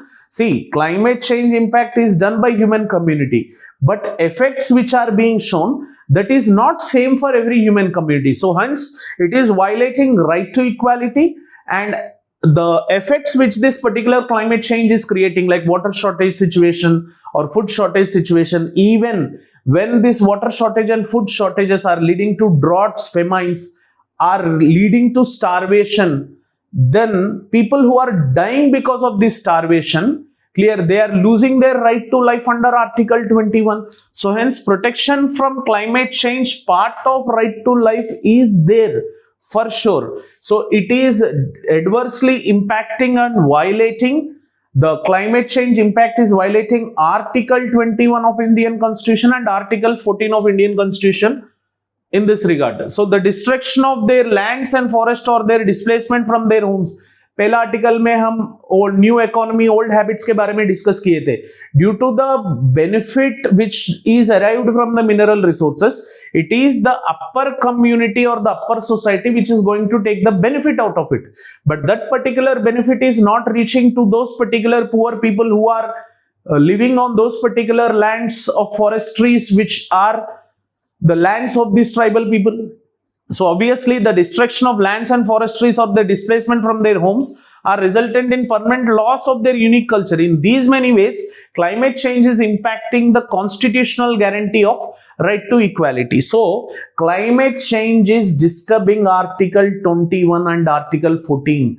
Hence a legislation has to be made to implement this particular climate change impacts. Therefore, the right to healthy environment encapsulates the principle that every individual has entitlement to live in an environment that is clean, safe and conducive to their well-being. On April 5th, 2024, Supreme Court modification judgment in the case of K. Ranjit Singh versus Union of India on conservation of Great Indian Bustard, ये discussion आया था. तो ये case study भी आप answers में लिख सकते हैं. तो is climate change, protection from climate change present and is it violating article 21 and article 14? Yes. Hence protection from the climate change is fundamental right of a citizen under Article 21 and Article 14. This is what the outcome which particular Supreme Court has given, and यही article down to अर्थ में दिया गया था. तो इसका थोड़ा बहुत analysis मैंने कर दिया था, इतना बहुत याद रख लो, ताकि कहीं पे भी प्रीलिम्स में क्लाइमेट चेंज आर्टिकल 21-14 का इश्यू है तो chances are there that you would be getting the question. मेरा मानना है कि 2024 प्रीलिम्स में नहीं तो कम से कम भले मींस 2024 में यह क्वेश्चन आने का चांसेस है ना. सो इसमें थोड़ा पॉलिटी पढ़ लिए. Supreme court modification judgment in the case which is there. Okay, so ये थोड़ा बहुत याद रख लो. Chances are there that we would be getting a question. So in this particular down to earth article there is one particular small phase out which has been given regarding with the locked out village which happened in the West Bengal, where because of the MNREGA का जो है rural employment guaranteed act, Mahatma Gandhi national rural employment guaranteed act, in different states its performance index is different, whereby this particular employment guaranteed scheme which is there, this is a central government scheme which provides 100 days of employment to rural households that demand work, as agriculture doesn't happen throughout the year, as these particular rural households not to fall in the trap of poverty, government has introduced it. So if you see in and around West Bengal, in certain regions initially it has got discontinued. So due to that particular discontinuity which we had, the people started migrating. Clear? So this particular special article is on the regard of distress migration. The special article is regard of distress migration. Why? Because the performance index of MGNREGA which is there, so this particular performance index is moving away from this particular note. So regarding with this distress migration, as if you could see some facts, in March 2022 the center discontinued the scheme in the state, plunging at least 13.1 million people who demanded work under MGNREGA in 2021 into uncertainty. So it means these people now has to rely upon some other alternative work of force. That particular alternative work of force which is there, that is coming into picture. So people are migrating to different locations and they are in search of jobs. So unemployment has become huge problem in the West Bengal. So the scheme which got discontinued, the discontinuation has pushed rural West Bengal into extreme distress, and these extreme distress have given distress migration. Clear? So from that region, like distress migration has meant a shortage of farm labor. And see, distress migration has very keen dimensions. Clear? Not only a single weapon of dimension we have here. What would happen is, due to this distress migration, some other region would be having influx of these particular labors, and there shall be shortage of work which is present over there. And as people are leaving these particular regions, so this distress migration has contributed to shortage of the farm laborers in the villages across West Bengal region. So this is hampering the crop production. MGNREGA है ना. सो इसने कर दिया unemployment, and unemployment से क्या हो रहा है? So we are having distress migration. Distress migration unemployment की वजह से क्या हो रहा है? ये डिस्ट्रेस माइग्रेशन हो रहा है. एंड डिस्ट्रेस माइग्रेशन की वजह से एक जगह पे क्या हो रहा है? We are having change in demographic dividend. So there is change in population rate. Some areas are becoming denser, some areas are becoming less denser. And this distress migration has short supply of labor. So इस region में, source region में, where the distress migration took place, in the source region we had a short supply of labor. In the destination region we had huge supply of labor. So both are not very fair in an economical context, where in this particular region when we have more labor, shortfall of work, and there shall be reduction in the wage labor prices. and in those regions where there is short supply of labor, so their demand shall be very high, and we would be having huge amount of increase in the labor prices or labor charges as such. So no industry as such generally tends to move to this region as there is shortfall of labor, and due to this shortfall of this normal labor and farm labor, this is hampering crop production in that particular region. So in the sequence of years, we have observed that there has been huge amount of reduction in the crop production in and around West Bengal region. So one particular scenario, this we generally call it as butterfly effect.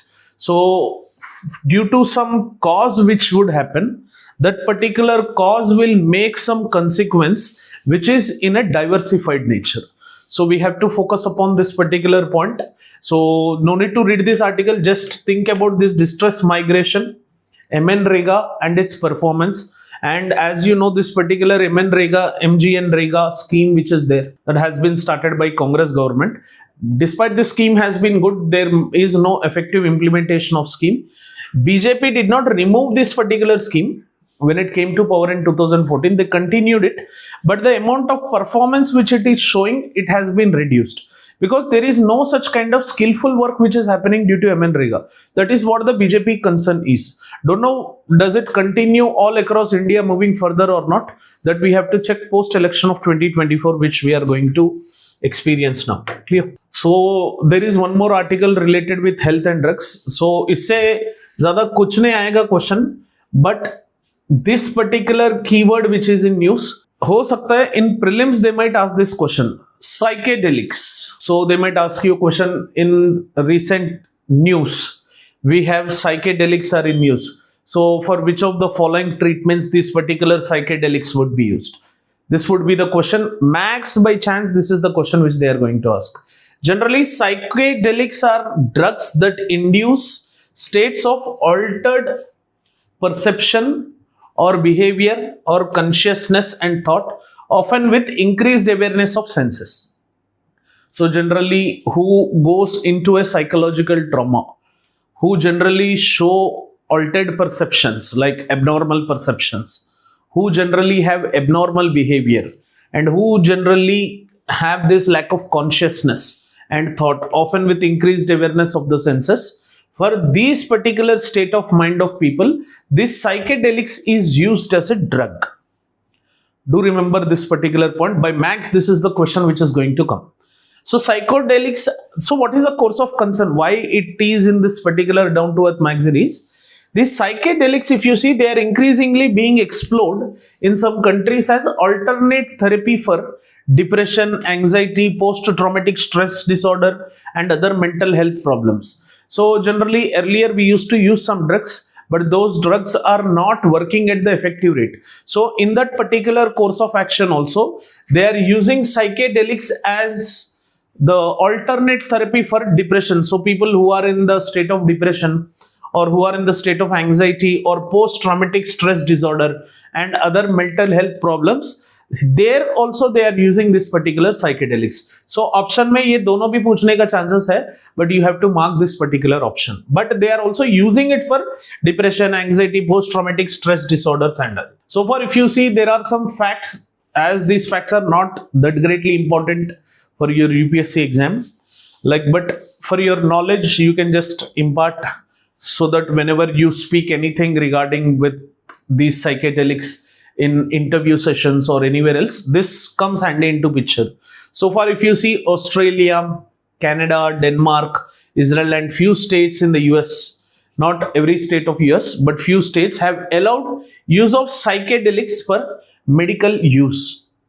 Clear? So as a medicinal use, about 100 substances are known to have psychedelic properties as per the UN's World Drug Report 2023. तो UN ने एक report release किया था, world drug report 2023. इससे क्या पता चला कि लाइक 100 सब्सटेंसेस ऐसा है जिसमें साइकेडेलिक्स का इस्तेमाल करते हैं. क्लियर? तो इसमें थोड़ा बहुत 5 चीजें ऐसा है, clear, with through which they have seeked it.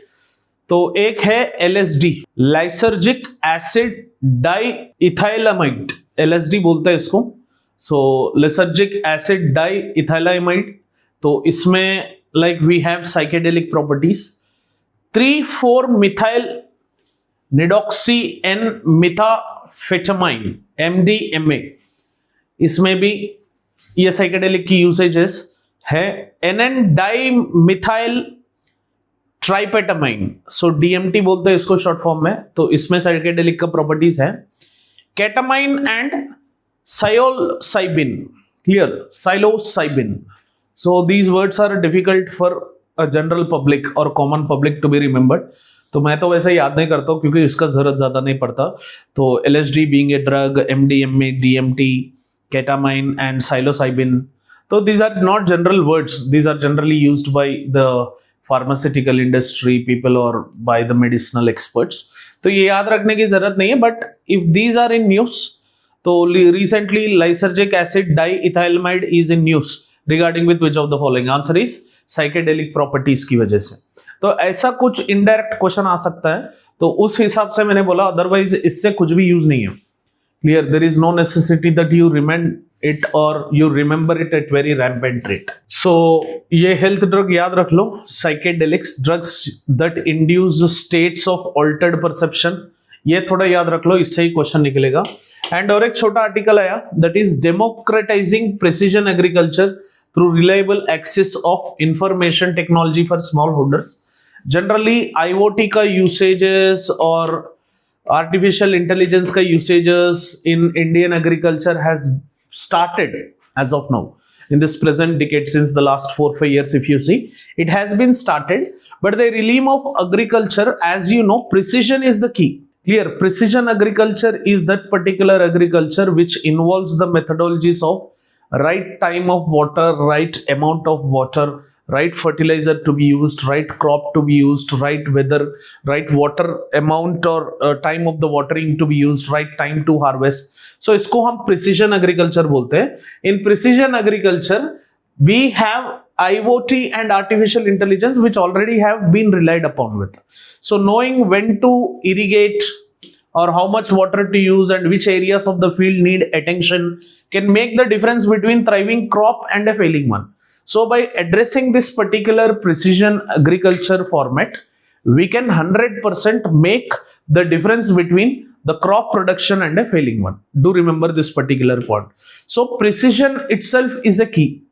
For this precision agriculture to happen, democratizing precision agriculture through reliable, accessible IoT for smallholders was the main key for certain organizations. Generally, large landholders or those particular people who are rich in this particular farming, it is easy for them to use this IoT and artificial intelligence. But small landholders who are there, it is difficult for these particular people to utilize this particular stuff. Clear? So for large scale industrial farms, precision agriculture technologies like IoT sensors or artificial driven analytics have become increasingly common, but it is only for those industrial firms. But our main target is for those small landholders, right? Because they are the people who are in required with justice and who are in required with profit, benefit from these particular agriculture. So small landholders who work with limited resources and infrastructure, accessing these tools have remained a challenge from first, since this particular IoT and artificial driven analytics have come into picture. Even when they do, reliability is an issue due to power fluctuations and other issues. Despite if they are forcefully using this, there might be a limitation of knowledge of utilization, or there might be a limitation of the non 24/7 power supply, or there might be limitation of the investment, or there might be limitation of some other factor. But in India, it is now a key point of agenda that the precision agriculture and the technologies which are associated with this precision agriculture, including IoT and artificial driven analytics, it is very important for us to make sure that smallholder farmers should also utilize them and take the benefit, because it is the life of these farmers whom we have to change as such. Do remember this particular point. Okay, so और एक down to earth news में था, this is regarding with H5N1 virus जो है, it might be more severe than COVID-19. So already आपको पता है COVID-19 time पे the SARS corona virus how much amount of impact it has created economically, socially, cultural wise या environmental wise मान लेते कि मतलब वो COVID-19 was one such kind of a phase which no one wants to remember or no one wants to forget it even. No one wants to remember because of the fear which it has created. No one wants to forget it because of the impact which it has created. So we have to be ready. Already World Health Organizations have commented these things like new viruses are set in a row to hit the human community. So it is a high time that we have to feel responsible and take care of our things and reduce these particular virus components as such. So now comes this H5N1 virus which is there. So regarding with this, the article has come. Still deeper analysis is going on, but jitna apne ko pata hai, we have concluded this particular H5N1 aspect. So the highly pathogenic avian influenza virus A, इसको हम H5N1 virus बोलते हैं, और the bird flu virus, simply इसको हम bird flu virus बोलते हैं, has been known for about 3 decades from now. So इसका जो वेरिएंट है, generally variants are created when this particular viruses enters into that particular local climate aspects or local geographical aspects or the local vulnerable aspects. Clear? So this H5N1 viruses primarily affects the birds, making them panzooting among the poultry. Clear? So chances are there that यहाँ से भी question आने का chances है. H5N1 virus which was in news recently, it is going to affect which of the following aspects: birds, mammals, human beings or avian fauna. मतलब ऐसा कुछ पूछने का chances है. So primarily it affect birds, but here they have seen that from the bird community to cow and from human cow community it has entered towards the human being aspects also. That's why this particular course of concern is in the news. So the concern arises from its potential to transition into a human virus. So unless and until these kind of viruses hit humans don't focus, but they have to be killed at the source area where it is either originating in the birds or originating in some other species of animals. So potentially triggering a human pandemic again. So ये outbreak हुआ था already. USA में certain cases have been recorded that from these particular birds it entered cattle, and ये cattle से human being को enter हुआ है. Already few cases have been recorded. So we have to be very ready, because अगर corona virus भी देखे आप, pangolin से spread हुआ. Clear? So it has hit the human community at very worst rate. तो अभी और एक human pandemic के लिए is the world community ready or not? But we have to be precautionary in this particular instances. Okay. So bird flu viruses generally belong to this H5N1 strain, have been present for a long time, as I have said. So 3 decades है. अभी ये 3 decades से ये particular H5N1 strain viruses जो हैं, bird flu viruses, they have been known for us. The original H5N1 virus was first identified in 1996 in China. पता नहीं ऐसा सब कुछ viruses जो भी है, they generally start up within the China itself. The current bird flu virus subtype is known as H5N1 virus, clade 2.3.4.4b. तो ये भी आप याद रख लो थोड़ा, because UPSC in the present context आप देख सकते हैं क्वेश्चन को जितना टफ बना सकते हैं. So it is making the question paper to be the tougher. That is the reason why the cutoff which is there, that is being reduced. इस साल अगर cutoff देखें 2023 का, it was around 75. So these kind of questions which UPSC generally tends to give, it means the admiration that we should not either touch the question until we know the exact answer. So हो सकता है which of the following viruses are the perfectly matched. So इसमें HY, the current bird flu virus subtype which is there, which is a subtype of H5N1 virus, it is H5N1 virus of the subcategory having the clade of 2.3.4.4b. Do remember this aspect. The more recent development in this virus journey is the infection of the cattle in US. Already I have said.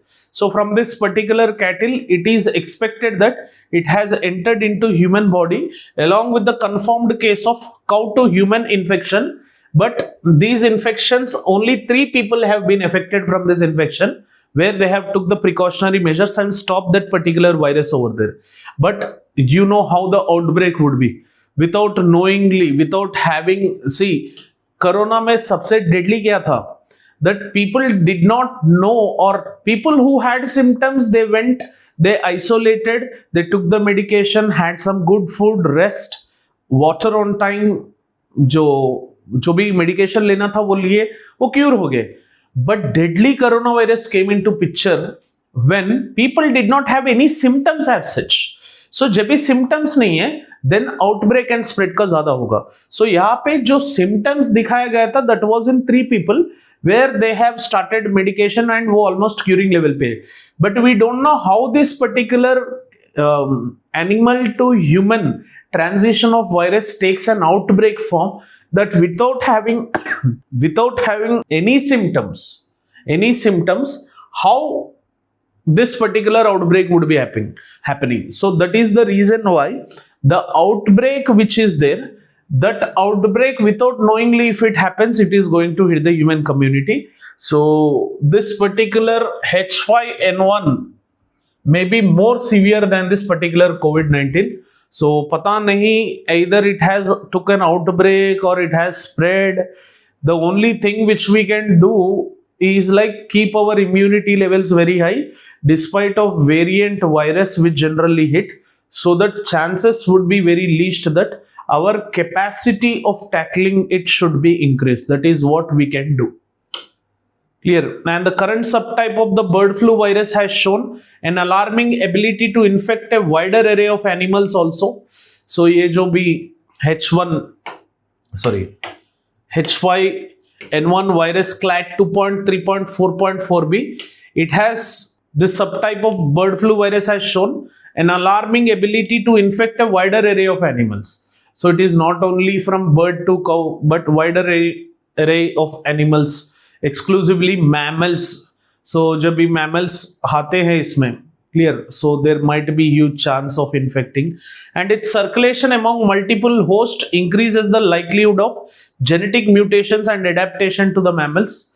So हो सकता है वहाँ पे genetic mutations हो, and उस mutation से variants बढ़े, वो वेरिएंट से और आउटब्रेक स्प्रेड आगे बढ़े, and that might result into the adaptation towards the mammal. So ये चेन ऑफ सिस्टम अभी चल रहा है, but what is happening, what is the result, still it's a biggest question mark. तो आगे जाके इसके ऊपर कहीं पे भी आपको आर्टिकल मिले, where you would be getting article regarding with this. ये यहाँ पे डाउन टू अर्थ में तो थोड़ा बहुत दिया, they have given only limited stuff regarding with this particular H5N1 virus as such.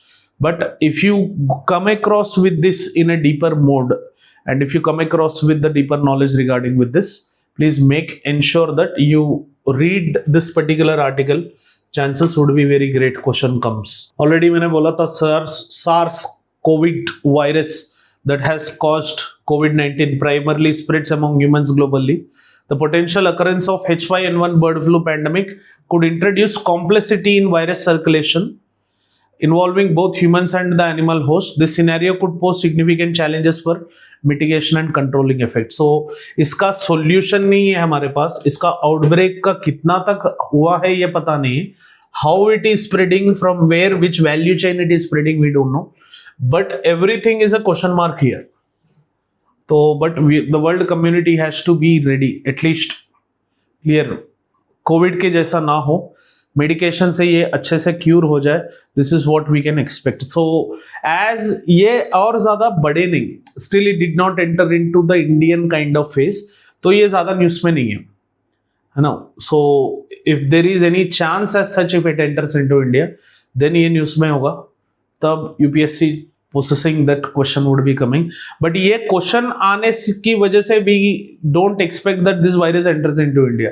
तो ऐसा भी बुरा नहीं है कि like because we have learned this topic, ये क्वेश्चन यूपीएससी में आना है, तो ये वायरस जल्दी से जल्दी एंटर हो जाए तो क्वेश्चन पूछेगा.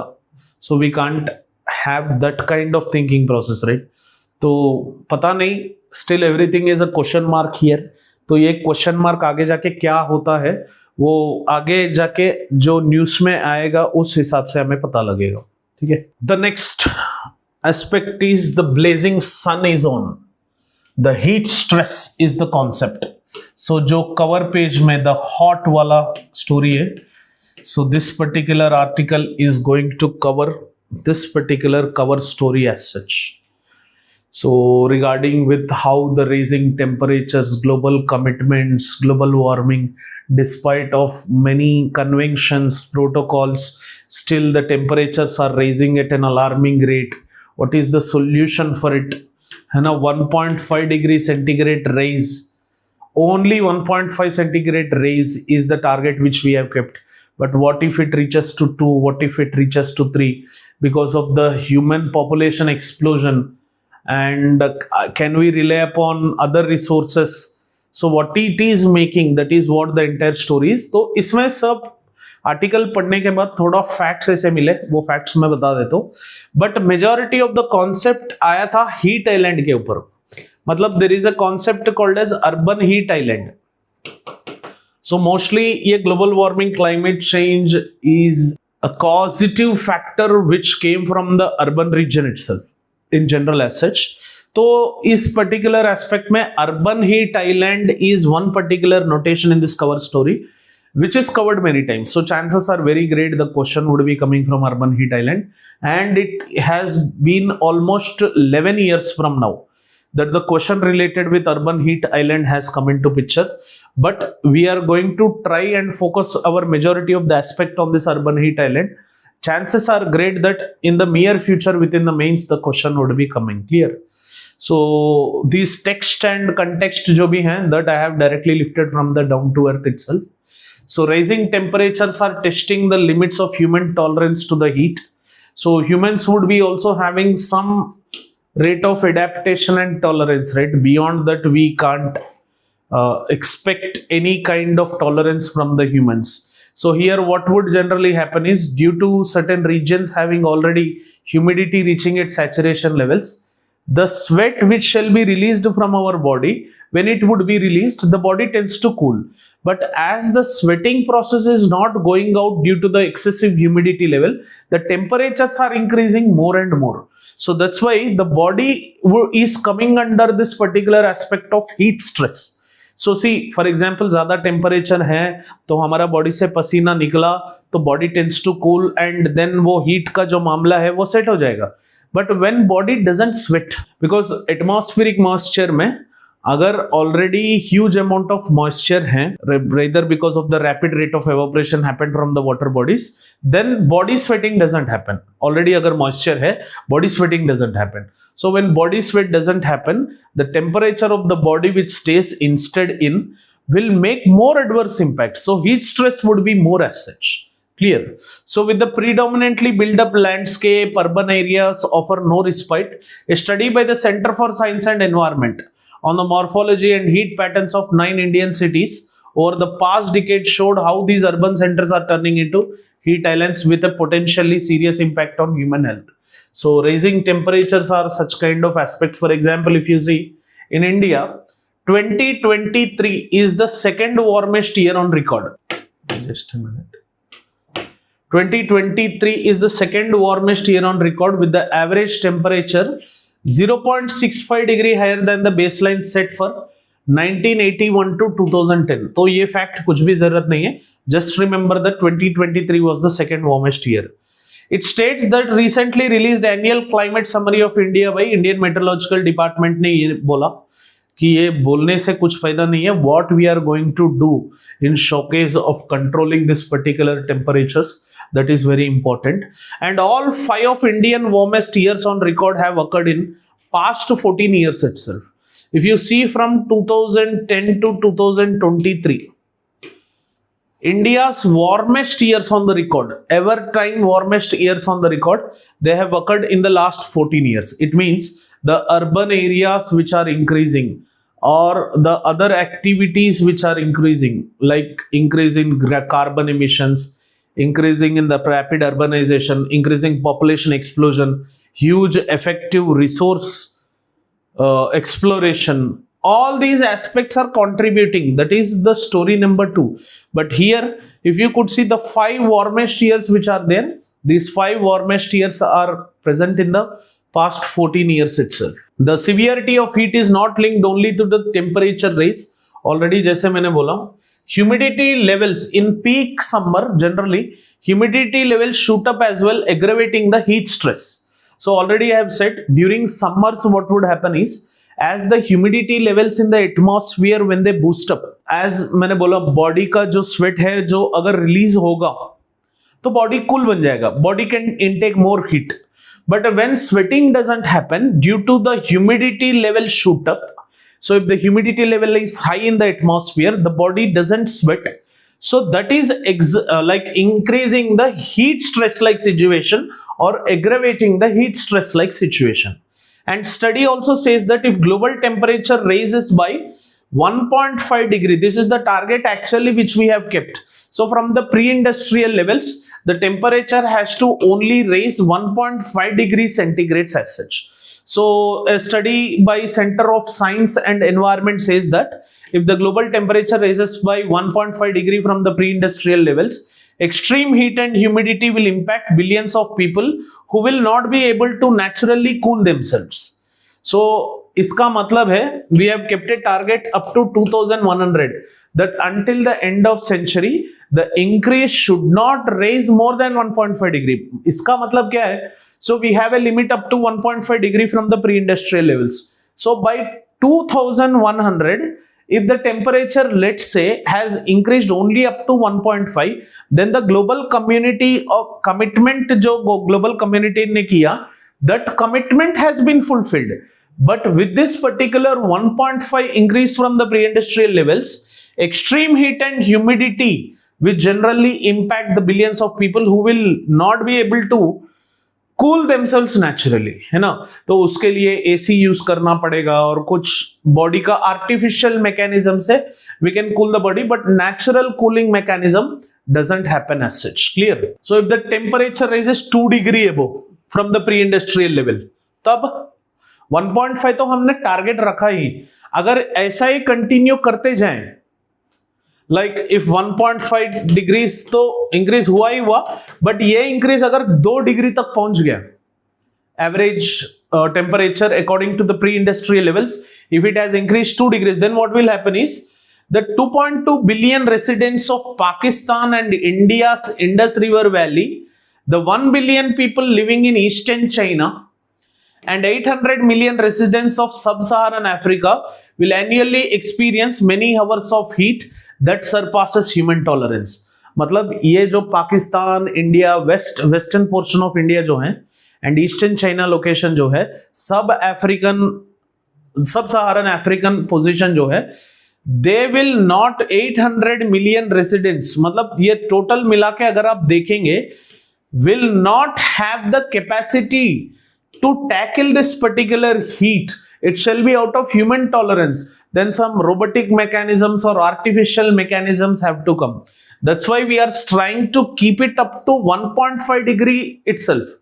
अगर यहाँ तक पहुंचा तो ये सिचुएशन. और एक सिचुएशन बताता हूं, अगर अचानक से ये 3 डिग्री तक पहुंच गया, 3 degree average increase of temperature then pre industrial levels, if the warming of planet continues to raise 3 degrees above pre-industrial levels, the heat and humidity levels that surpasses human tolerance would begin to affect eastern seaboard, that is eastern USA region, and that faces Atlantic Ocean, and middle of the USA from Florida to New York and from Houston to Chicago. South America and Australia would also experience extreme heat at the level of warming. तो इसका मतलब it doesn't mean that India won't affect. Along with already affecting India, Sub-Saharan Africa, ये regions भी बहुत ज़्यादा heat experience करेंगे. इसका मतलब almost the entire global community would be under threat. Their human tolerance would be bypassed, and humans, as they doesn't have the capacity to overcome this particular heat, might lead to a death due to these particular heat waves. So this is what the situation is going to happen. So heat stress, heat waves are the most important aspect in the present contemporary generation. That is the reason why we are transiting ourselves towards the green economic model from the earlier base economic model. तो ये missing component है इसमें. If you could see, IMD declared this year's first heat wave conditions in isolated pockets of western Rajasthan on March 27. The IMD definition of heat wave does not take humidity into account. ऐसा जो मैंने बोला, temperature अगर ज्यादा है, humidity अगर ज्यादा है, this is more worse situation. Why? Because human being doesn't make the sweat to enter into the atmosphere, तो sweat release नहीं होगा. तो ह्यूमिडिटी अपना IMD में इस पर्टिकुलर ह्यूमिडिटी का कंपोनेंट ही नहीं है.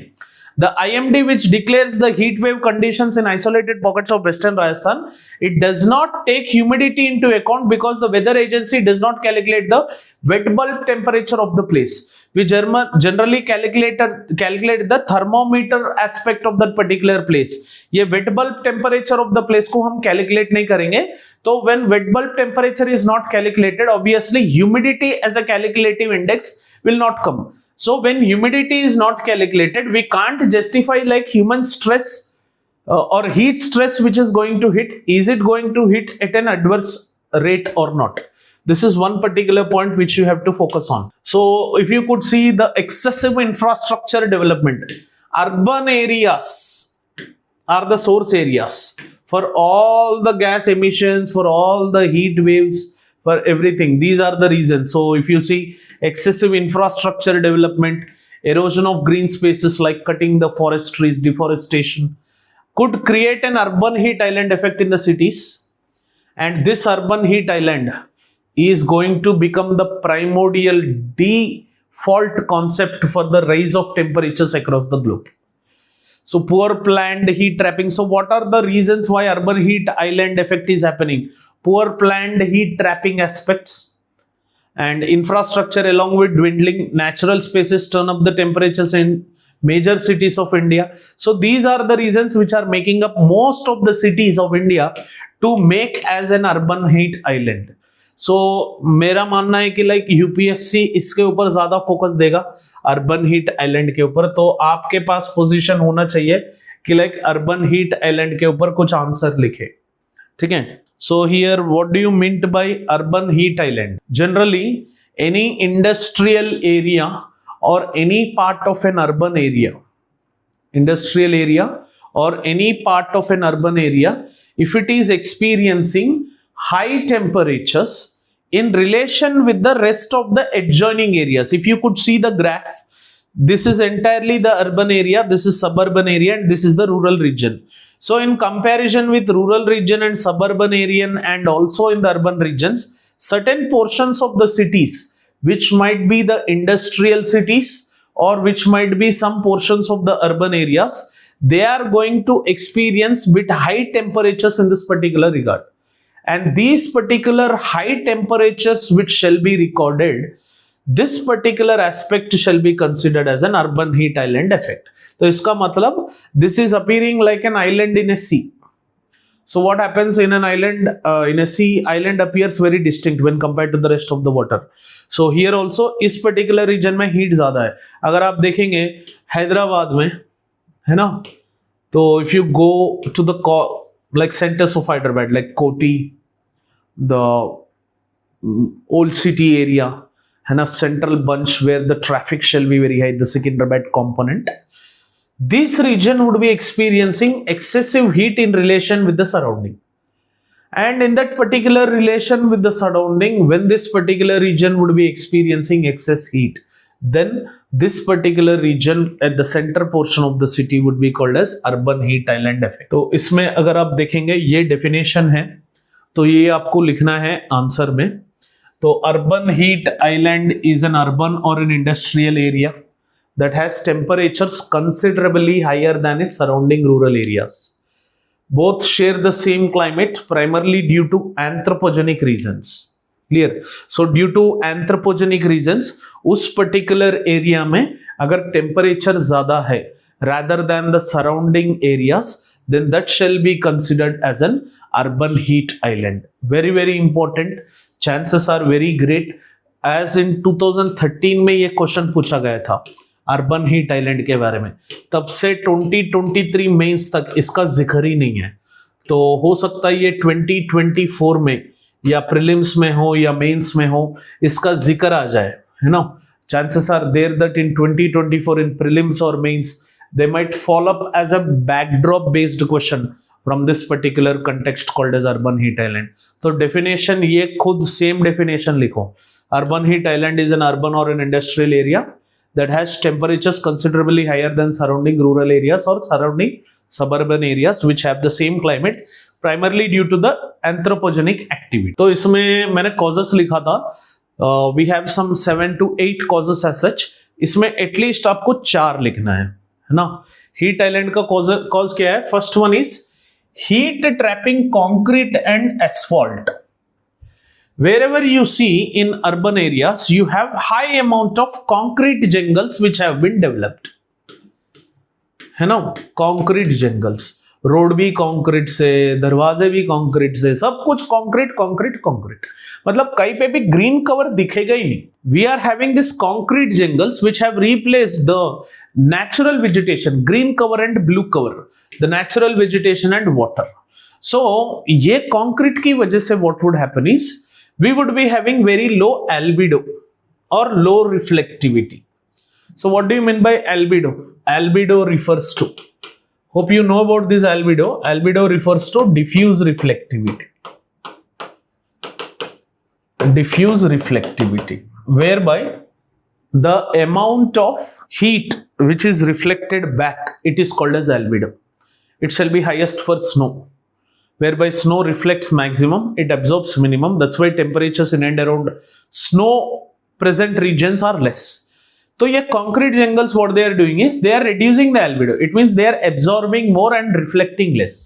So that makes huge amount of temperatures to be raised in that region. Clear? So heat trapping concrete and asphalt, they have replaced natural vegetation and water, which have reduced albedo and reduced evaporation and evapotranspiration. So what would happen? Obviously, we would be experiencing increasing temperatures. So that is the reason why which have become the concrete jungles. These cities generally experience high heat. Delhi, in case of Mumbai, Bangalore, Hyderabad, these can be taken as a case study in this particular urban heat island effect. Second is the reason number 2. Cause number 2 for urban heat island is high-rise buildings that offer more surface area for heat absorption.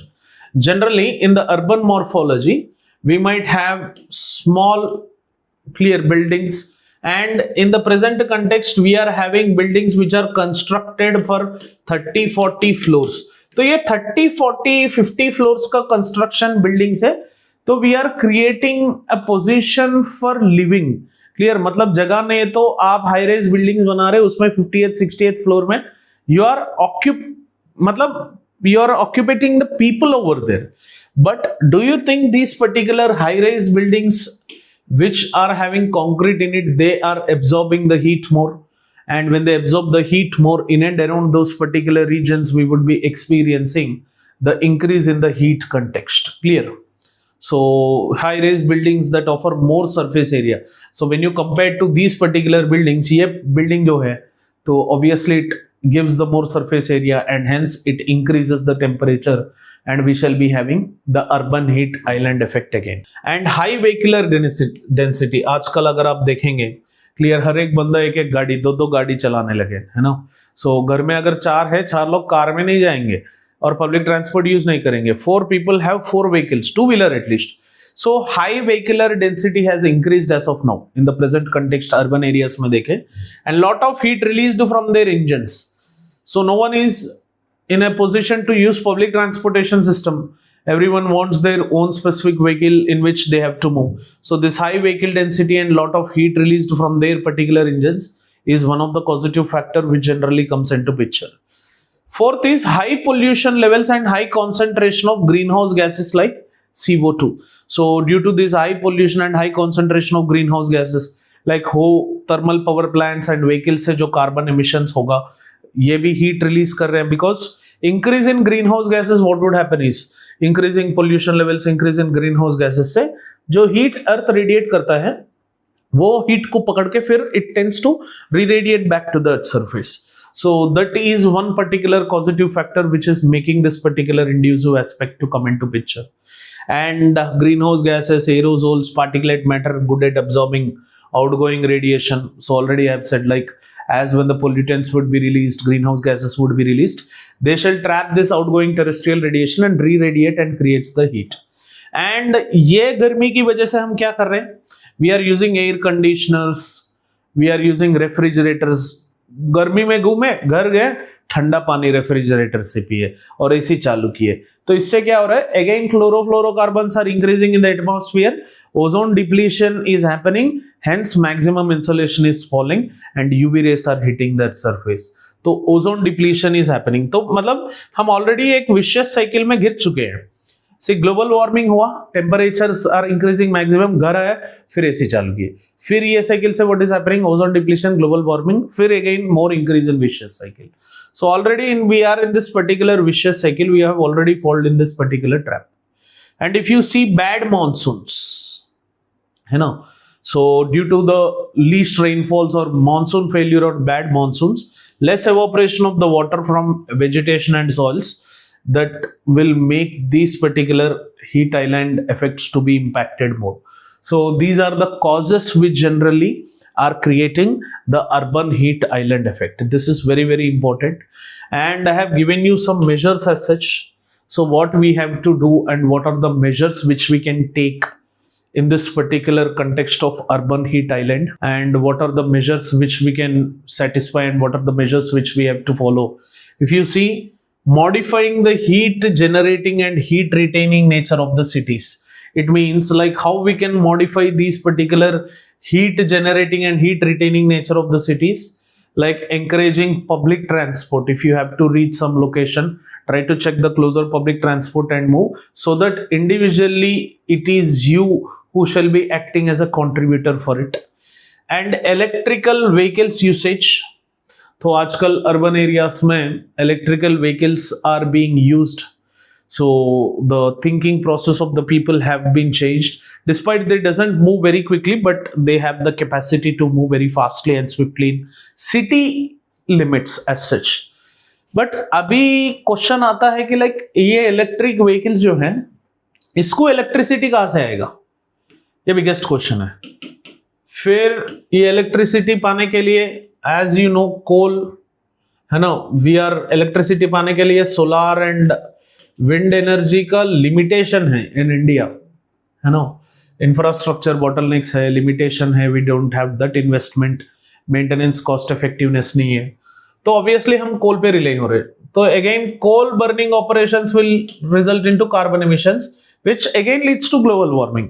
तो electric vehicle utilization is not the final solution, because recently in a discussion जो global warming पे हो रहा था, तो वहां पे बात आया like how this particular electrical vehicles can reduce the global warming, because electrical vehicles का चार्जिंग कहाँ से लेंगे, है ना. घर से इलेक्ट्रिसिटी यूज करेंगे तो इलेक्ट्रिसिटी कहाँ से आएगा? तो इलेक्ट्रिसिटी फिर कोल बर्निंग ऑपरेशन से निकल रहा है. तो डायरेक्टली ना यूज करें, इनडायरेक्टली तो हम we are contributing towards the global warming as such.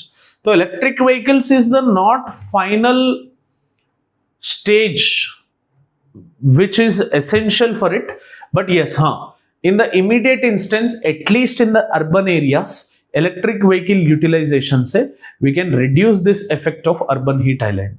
And utilizations of more cleaner and cleaner fuels, this is one particular component which we have to focus on. And using light asphalt instead of dark asphalt in roads construction and roofing, and cool pavements and rooftops designed to reflect more sunlight. So like example, roof gardening, white paint use karna rather than dark colors wala. Green roofing, roofs covered with green vegetation, both the above methods reduce air conditioning. Decentralization of development and green capitals and cities, and improving the vegetation cover. So these are some of the measures which we can follow, and transiting to green economy mostly, you know. So transiting to green and blue economy. This is one particular aspect which we have to focus. So these are some measures. ऐसा नहीं कि यही major है, but ये थोड़े बहुत major है which can contribute towards this particular urban heat island effect. Okay, so if you see, there is the urban discomfort. As we see, urbanization has profound impact on the heat. So the increasing global temperatures and the hotness making it more hotter. For this particular aspect, as I've already mentioned, urbanization, cities contribute more than 2/3 of the global carbon dioxide emission. ये मैं नहीं बोल रहा हूँ. This is said by United Nations Environment Program, है ना, UNEP, which was an outcome of 1972 Stockholm Conference. So UNEP is a body of UN which coordinates and take cares of all the environmental activities of the United Nations. So urbanization, cities, यही सारे जो है इसके पीछे ही घूमता जाएगा. Cities, urbanization, heat trapped by the urban areas are more due to urban heat island effect. अभी हमने देखा है what is urban heat island effect. When heat is released, it raises the nearby atmosphere and gray infrastructure get denser and more concentrated, which leads to urban heat island effect. See, बहुत बार ये word आया है urban heat island effect. इसीलिए urban heat island effect के बारे में मैंने ज़्यादा बोल दिया, like what it is, definition, what are the reasons which are making the urban heat island to occur, and what are the measures which we have to take to focus upon the urban heat island. This we have seen clear. So और थोड़ा case studies हैं, points हैं which will help you in making a better answer. The Delhi based think tank center for science and environment so conducted a study in 9 cities: Delhi, Jaipur, Kolkata, Nagpur, Pune, Hyderabad, Ahmedabad, Chennai and Bhubaneswar. So they have created this particular aspect. And बहुत important cities जो दिल्ली हैं, जयपुर, कोलकाता, नागपुर, पुणे, अहमदाबाद, हैदराबाद, चेन्नई, भुवनेश्वर, ये cities में observations किए थे which are different sizes and are located in different climatic zones, show that the problem of heat is not restricted to specific kind of climate or geography, है ना. So the heat, मतलब बहुत सारे लोग ये बोल सकते हैं like Chennai if you take, तो Chennai as it is closer to the equator, तो यहाँ पे ज्यादा टेम्परेचर्स हों. तो Delhi far away, it might be experiencing continentality impact. और अहमदाबाद, हैदराबाद, तो इसीलिए what they have did is they have took the cities which are of different sizes and are located in different climatic zones. Different climatic zones में different cities लिए. तो उससे क्या बताना चाहते हैं कि लाइक वो क्लाइमेट और geography of that region is not responsible for heat. It is the local problem. As I have said, urbanization might be the problem. If you could see some factual informations given by this is in accordance with Indian Meteorological Department that IMD's threshold limit for heat waves based on temperature is, जो IMD ने use करता है generally heat waves in a region, if it want to declare that heat waves alert is very high, then when does it declare? So when the temperature crosses 40 degrees Celsius in plains, and IMD declares a heat wave, while in the coastal areas the threshold limit is 37. When it crosses 37, because coastal regions in general under the influence of maritime nature or marine influence, obviously the temperatures wouldn't be that extreme in the coastal regions. So IMD what it declares is, in the plain regions if the temperature is crossing 40, then it will declare a heat wave, while in coastal regions the threshold limit is when it crosses 37 degrees centigrade, then it declares a heat wave. So ये different cities का morphology is different. If you see Delhi, it is completely landlocked, having high pollution. Jaipur near closer to desert. Kolkata अगर आप देखेंगे western eastern region में coast पे है. Nagpur the centre of India के पास में. Pune closer to Mumbai. अहमदाबाद गुजरात में. हैदराबाद साउथ सेंटर में. चेन्नई कोस्ट, भुवनेश्वर को. तो ये क्लाइमेट और geography of this region is not defining the heat over there. The aspects which are involved in it like urbanisation, urban heat island effect, the city made morphological changes are determining the heat of that region. So it doesn't mean that the problem of heat is only restricted to the climate of that particular area. Clear? So if you could see cities are burning up, अगर आप देखेंगे तो इस report के अनुसार whatever the report has been given, from that basis of output of the report, the 9 cities, out of the 9 cities which has shown, 6 of the 9 cities shown high temperatures in the summer months of the past decade. So इस particular 9 cities में 6 cities during the years of peak heat in the cities, more than 90% of their respective geographic area was covered. So Kolkata is one particular aspect. During the years of peak heat in the cities, more than 90% of their respective geographical area was covered in Kolkata region. अगर आप देखेंगे थोड़ा facts है, Nagpur was the most heat stressed during the summer months in 2014 to 23. तो analysis किए थे ये 10 साल में. ये 10 साल में अगर आप देखेंगे नागपुर में was the most heat stressed during the summer months. Approximately 97.79% of the Nagpur area which is there that has faced this particular heat stressed region. Now clear. So followed by Ahmedabad, 95.25% of Ahmedabad has faced heat stress situation in the summer months. Chennai, out of the total area of Chennai, 88.51%. Pune mein 81.2% approximately. So Nagpur, है ना, Ahmedabad, Chennai, Pune, they have shown highest amount of heat stresses as such. So these areas are recorded extreme temperatures for more than 6 years during the decade under the study, indicating the populations living here have experienced prolonged heat exposure. तो यहाँ पे heat stress का कारण climate of that region और geography of that region नहीं है.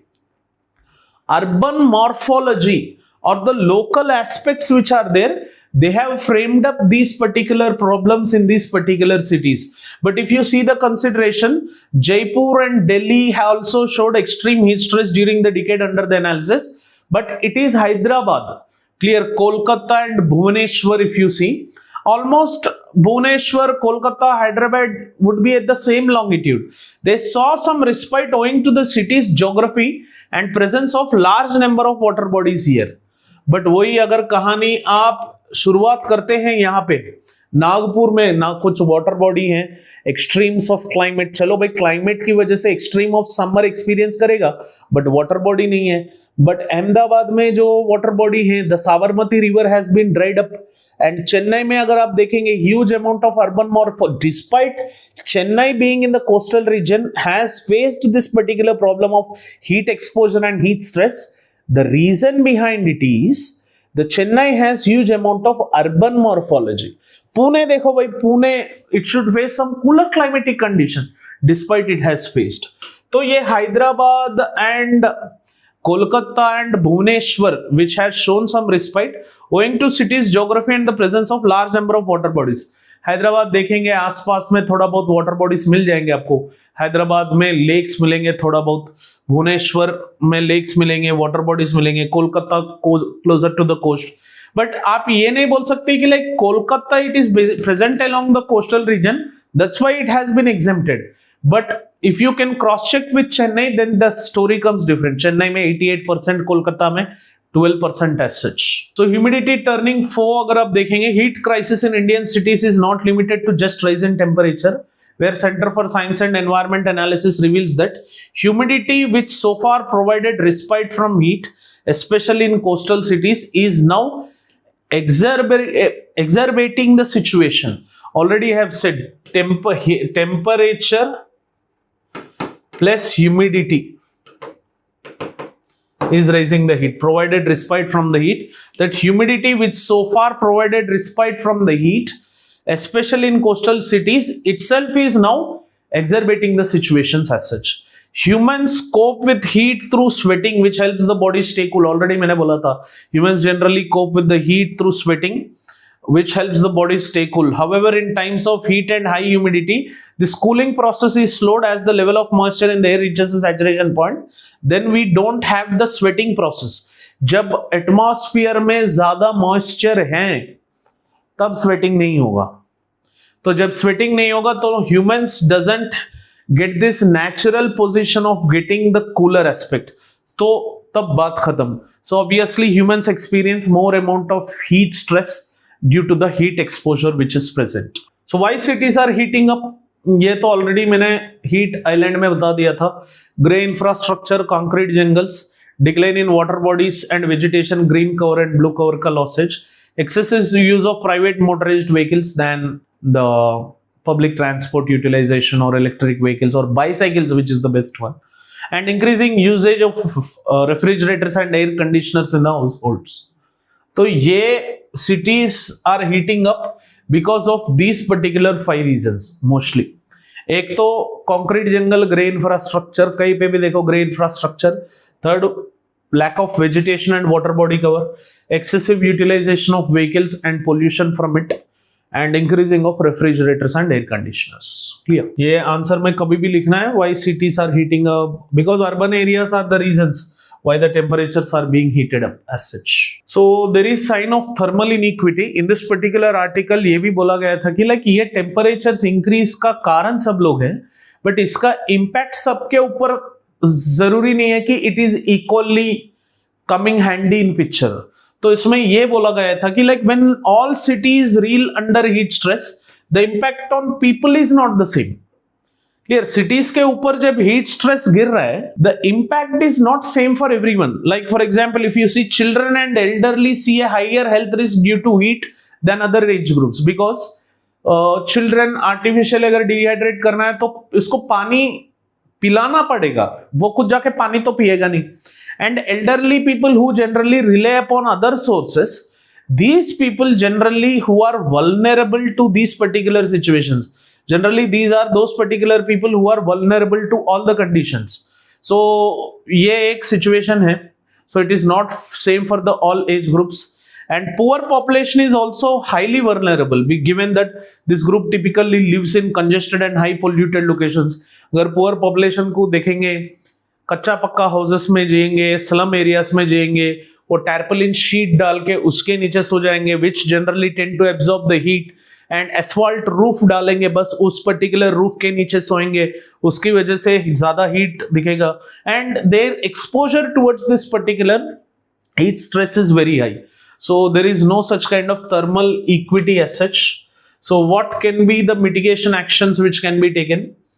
So accordingly, the 15th Finance Commission has made this urban local bodies to hold great potential in facilitating necessary heat action, which the union government has recognized, because like urban local bodies are those particular aspects which can solve specific area problems. Now, so it's not like the problems are same everywhere in Pune, Hyderabad, Bangalore, Bhubaneswar, Kolkata. So there shall be some specific area measures. If you make a pan-India plan for it, it is not going to work. So that's the reason why the union government has recognized that it shall be the urban local bodies who have to participate in this particular mitigation action, and most of the role and responsibility has been transferred to these particular urban local bodies, and still the process of transfer is going on. Post this election, once the central government would be framed, this particular decision would be taken as such.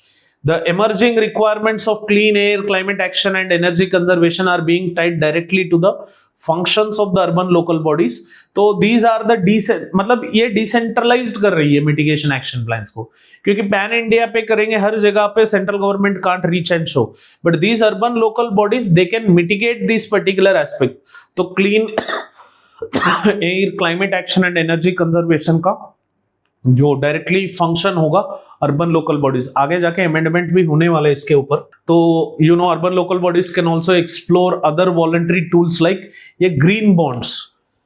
ये हर बार कहीं ना कहीं UPSC question पूछेगा, मसाला bond है ना, market bond, government bond, अभी आ गया green bond, specifically earmarked for climate and heat related projects. तो ये ग्रीन बॉन्ड होता क्या है, तो इसके ऊपर भी क्वेश्चन आने के चांसेस है यूपीएससी में. So chances are there that in UPSC the question might come from this particular green bond. So UPSC पता नहीं, UPSC has a greater love towards these bonds, masala bonds, green bonds, government bonds, private security bonds. So green bonds क्या होता है, पहले इसका definition समझते हैं. They are the bonds issued by any sovereign entity or intergovernmental groups or alliances and corporates with the aim that proceeds of bonds are utilized for the projects classified as environmentally sustainable. Generally, those which are associated with the renewable energy projects, or which might be associated with the climatic action project. For that, green bonds issued by any sovereign entity or intergovernmental groups or corporates with the aim that proceeds of bonds are utilized for projects classified as environmentally sustainable. So those particular bond जो भी है वो use होगा environmentally sustainable project के ऊपर, है ना. The framework for sovereign green bond was issued by government on November 9th 2022 and recently foreign institutional investments को इनवाइट किया गया था इस पर्टिकुलर ग्रीन बॉन्ड्स में इन्वेस्ट करने के लिए. तो अगर ये चीज आपको पता नहीं है, जाके एक बार इकोनॉमी में पढ़ लो, फॉरेन इंस्टीट्यूशनल इन्वेस्टमेंट्स में ये ग्रीन बॉन्ड्स कैसा है, what is the tackling method in that particular aspect. तो रिसेंटली एक महीना शायद 1 मंथ के पहले ये ग्रीन बॉन्ड FIS के बारे में आया था. And these green bonds are specifically designed to fund environmentally friendly initiatives. And the projects they finance can include renewable energy, energy efficiency, clean transportation, sustainable agriculture, and many more which are associated with this particular environmentally friendly projects. Green bonds provides investors with an opportunity to support environmentally sound practices impacting the strategic definitions. So this is the role and responsibility either by the government or by the corporates or by the joint alliances. They provide the bonds for environmentally produced projects so that their green bonds will have certain value in the market. They offer a way to mitigate risk associated with climate change and aim to achieve returns that are comparable to, if not better than, the traditional investments. तो ये green bonds still अभी बहुत सारे लोगों को पता नहीं है, तो UPSC ये pick and choose करेगा. So green bonds which are in news, clear. So which of the following best describes related with green bonds? So government का कुछ बोलेगा, प्राइवेट सेक्टर का कुछ बोलेगा, ऐसा कुछ मतलब कर करके एक ग्रीन बॉन्ड्स के ऊपर क्वेश्चन पूछने का है. सो एक बार देख लो ग्रीन बॉन्ड्स के बारे में. सो मुझे तो लग रहा है कि like there might be a question related with this particular green bonds. हो सकता है FIIs foreign institutional investments of green bonds on this particular base level we might have a question. Okay, moving further, after the cover page story aspect आता है soil erosion के ऊपर. So soil erosion refers to the removal of topmost layer of the earth either naturally or due to the external factors. उसको हम soil erosion बोल सकते हैं. इस particular छोटा सा GIF में आप देख सकते हैं. अर्लियर सॉइल बहुत अच्छा था तो डिफॉरेस्टेशन हुआ, सो एक्सपोज्ड टॉप सॉइल ने विंड एरोड कर दिया, बाद में ज़्यादा बारिश हुआ तो पूरा सॉइल ही चले गया. सो removal of the top most layer of the earth that is soil is called as soil erosion. Erosion, you know, right? Erosion refers to the movement of weathered material. So this particular movement of the soil, which we generally call it as soil erosion. So by natural factors and man-made factors, we have this particular soil erosion which comes into picture. तो ये थोड़ा बहुत देख लेते हैं soil erosion के ऊपर. Chances are there the soil erosion, soil conservation के ऊपर we might get questions. So make sure that you refer to this particular soil erosion as such. So it refers to the removal of soil at a rate higher than its natural replacement by the erosional process. तो ये natural rate soil at a rate higher than its natural replacement by erosional process. So generally जो soil erosion ज़्यादा जाएगा फिर आके when it tends to deposit, तो ये rate of movement और removal if it is very high than the deposition, then उसको soil erosion बोल सकते हैं. And soil erosion can occur in various forms. तो ये बहुत सारे लोगों को confuse हैं. Soil erosion can happen as a splash erosion. तो इसके ऊपर भी क्वेश्चन आने का चांसेस है because this particular entity many people don't know what is splash erosion, what is sheet erosion. Splash erosion का मतलब होता है raindrop impact on the bare soil. So if we have a bare soil, if raindrops are occurring, what would happen? So a small hole-like structure would be there. The soil tends to erode. उसको हम splash erosion बोलते हैं. So sheet erosion का मतलब है removal of finer topsoil on flat land after heavy rainfall. So for example, if we have a layer of soil, if the removal of this entire particular soil happens, उसको हम sheet erosion बोलते हैं. Rill erosion, formation of small channels. तो यहाँ पे ये पूरा land है. So small channels if they are being formed, clear. So उसको हम rill erosions बोलते हैं. ये rills आगे जाके gully erosion बनेगा. So rills merge together and they generally tend to create the gully erosion. So these are the 4 types of soil erosion which generally happens. Okay. तो यहाँ पे image देख सकते हैं आप. Splash erosion का मतलब rain drops की वजह से like जो small hole like structures would be formed, उसको splash erosion बोलते हैं. So the entire layer when it is moved, it is called as sheet erosion. तो ऐसा कुछ lines अगर create हुए तो इसको हम rill erosion बोलते हैं. And if these particular rill erosions are merged together, this is called as gully erosions. This kind of gully erosions are common in Chambal region. Chambal ravines बोलते हैं. So in and around the Chambal area, the gully erosion is common. I'll show you some natural pictures. See, this is a rill erosion. Are the shallow drains lie where water begins to collect in the form of depressions and begin to erode soils. So these kind of aspects are called as rill erosion. यहाँ पे आप देख सकते हैं gully erosion. So entirely these rills, they generally tend to join and a gully like structure create होगा that tends to create as gully erosion. Okay. तो splash sheet erosion का मतलब total topmost layer of the soil when it is washed away in that particular region, it shall be called as sheet erosion. And if the rain drop splashes erodes that particular pickup based soils, that shall be called as splash erosion. Rill, gully, sheet, splash. These are the 4 types of erosion which we have. So soil erosion India में अगर देखें, a study has been conducted. So 5 states as such have been experiencing huge catastrophic soil erosion hotspots in the 5 worst hit states and union territories. So अगर आप जम्मू कश्मीर में देखेंगे, 11% of the area of Jammu Kashmir has been lost to catastrophic soil erosion as such. तो अगर हिमाचल प्रदेश में देखेंगे तो 9% of the soil has been lost to this soil erosion of the total land mass. Uttarakhand में 8%, असम में ज़्यादा 31% due to heavy rainfalls and this particular Brahmaputra river on and off and flooding this particular region is one of the most deadliest state which is under the threat. And Odisha, because of the huge cyclonic rainfalls and the river bodies which are present over this. These are the 5 states as such which have been seen as one of the major components which are experiencing the highest rates of soil erosion. तो observations हैं, key highlights of the study अगर आप देखेंगे तो इसमें क्या हुआ, 30% of the Indian landmass is experiencing minor soil erosion where 3% facing the catastrophic topsoil loss. So Brahmaputra Valley in Assam, already I have shown you 31% of the area in the Assam region is under this particular soil erosion track. It is identified as the country's biggest hotspot of the soil erosion. And Odisha highlighted as another hotspot for catastrophic erosion due to anthropogenic interventions which shall be added with the cyclonic rainfalls. So catastrophic erosion is defined as over 100 tons of soil lost per hectare annually. So ये दोनों regions हैं जो news में हैं. Question यहाँ पे कुछ नहीं आएगा which are the following 5 states. पता नहीं, पूछ भी सकते हैं. UPSC is unpredictable.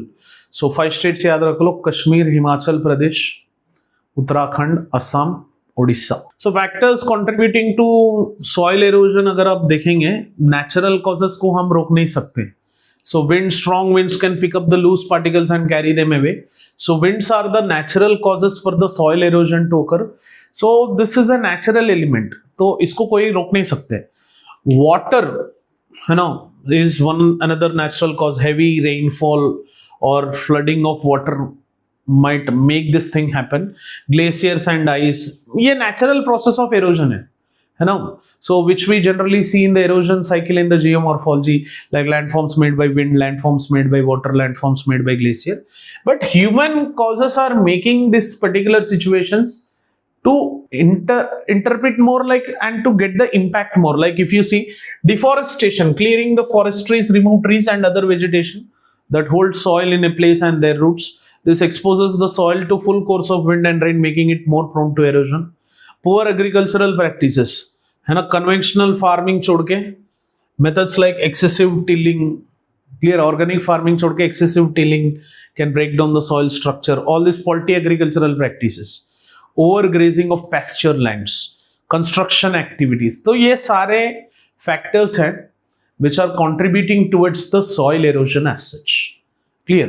तो इसको हम रोक के कैसे, तो ये रोकने से पहले, मेजर्स देखने से पहले इंडियन सॉइल हेल्थ का देखो थोड़ा.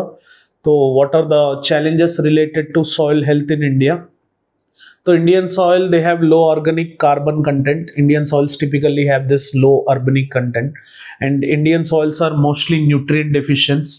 That's why nitrogen, phosphorus, sodium, potassium, तो हम एनपीके तो कॉमनली यूज करते ही करते हैं. Most of the soils they are lacking in this particular nitrogen. Nitrogen तो 100% deficient है, तो nutrient deficient, low organic carbon content, and Indian soils have water management issues, either water scarcity or improper irrigation. अगर पानी है तो improper irrigation, पानी नहीं है तो water scarcity का problem. So insufficient water can lead to salinization, while over irrigation lead to waterlogging. Both these will make the soil fertility and the structure to re-eradicate. About 70% of irrigation water in India is wasted due to the poor management by the farmer. So there are no accurate techniques. But in the present context, I have seen, मतलब live में देखा था, पूरा figures याद नहीं है. Drip irrigation and sprinkler irrigation are coming handy in the picture. तो ये methodologies आया तो they have created some revolutions. Earlier tubewell revolution, पूरा पंप से पानी जाता था भर भर के. But अभी drip irrigation, drop to drop irrigation at the root base have created huge amount of significant. And along with that, socio-economic factors like land fragmentation to population pressures can make it difficult for farmers to adopt sustainable practices. Like average land holding size in India is 1 to 1.21 hectare. So this is either because of the social factor, like if my father have 10 acres of land, if we had 2 sons, like तो 5 एकड़ मेरा भाई को, 5 एकड़ मुझे, फिर मुझे अगर 2 बच्चे हैं तो 2.5 acres to each of this. This fragmentation of land hold due to the hierarchical system has continued in India, and these are the challenges. And there are some government schemes which have been launched. So soil health card scheme, clear, which is the best outcome of the scheme which was made by BJP government. तो ये एक national sustainable soil health management under national mission for sustainable agriculture के under soil health card scheme है. तो परंपरागत कृषि विकास योजना to promote organic farming aims to reduce reliance on chemical fertilizers. तो ये एक related aspect है. Neem coating of urea, nutrient based subsidies. So ये थोड़ा गवर्नमेंट इनिशिएटिव्स है which never works, but we have these methods of soil conservation. So soil conservation कैसे कर सकते हैं? So during the agriculture, this strip cropping वाला, and in the hilly slopes, terrace farmings, zero till agriculture or no till agriculture, covering the crops with biochar or mulching, and a contour plowing, wind breakers which generally would doesn't allow the wind to come. So these issues make the soil conservation to happen effectively. So ये एक flowchart है जो मैंने draw करके दिया है. Methods of soil conservation: counter barriers, terrace farming, intercropping, crop rotation, shelter belts, contour plowing, strip farming, rock dams, mulching. All these methodologies are the methods of soil conservation as such. Clear? तो ये है पूरा down to अर्थ का articles जो दिए हैं. So maximum मैंने cover कर दिया. आप इसको रिफर करिए ताकि आपका टाइम बच जाएगा डाउन टू अर्थ पढ़ने में. So I am making it precise that जितने भी आर्टिकल्स इंपॉर्टेंट है वो आपके पास आए through video. So I will be making this kind of longer marathon video so that your time won't be wasted as such. So hope you have like this video. Please like this video, share this video as much as you can so that it would reach as many. And for your valuable feedbacks are always invited. You can give your valuable feedbacks in the comment section. And if you want any other stuff to be made as a video from us, you can just drop it in the comment section. We would be helping you in that particular regard. And please subscribe to Ekam IAS Academy channel and click on the bell icon for the continuous notifications. Have an awesome day. Thank you for watching this video and have a great weekend. Jai Hind.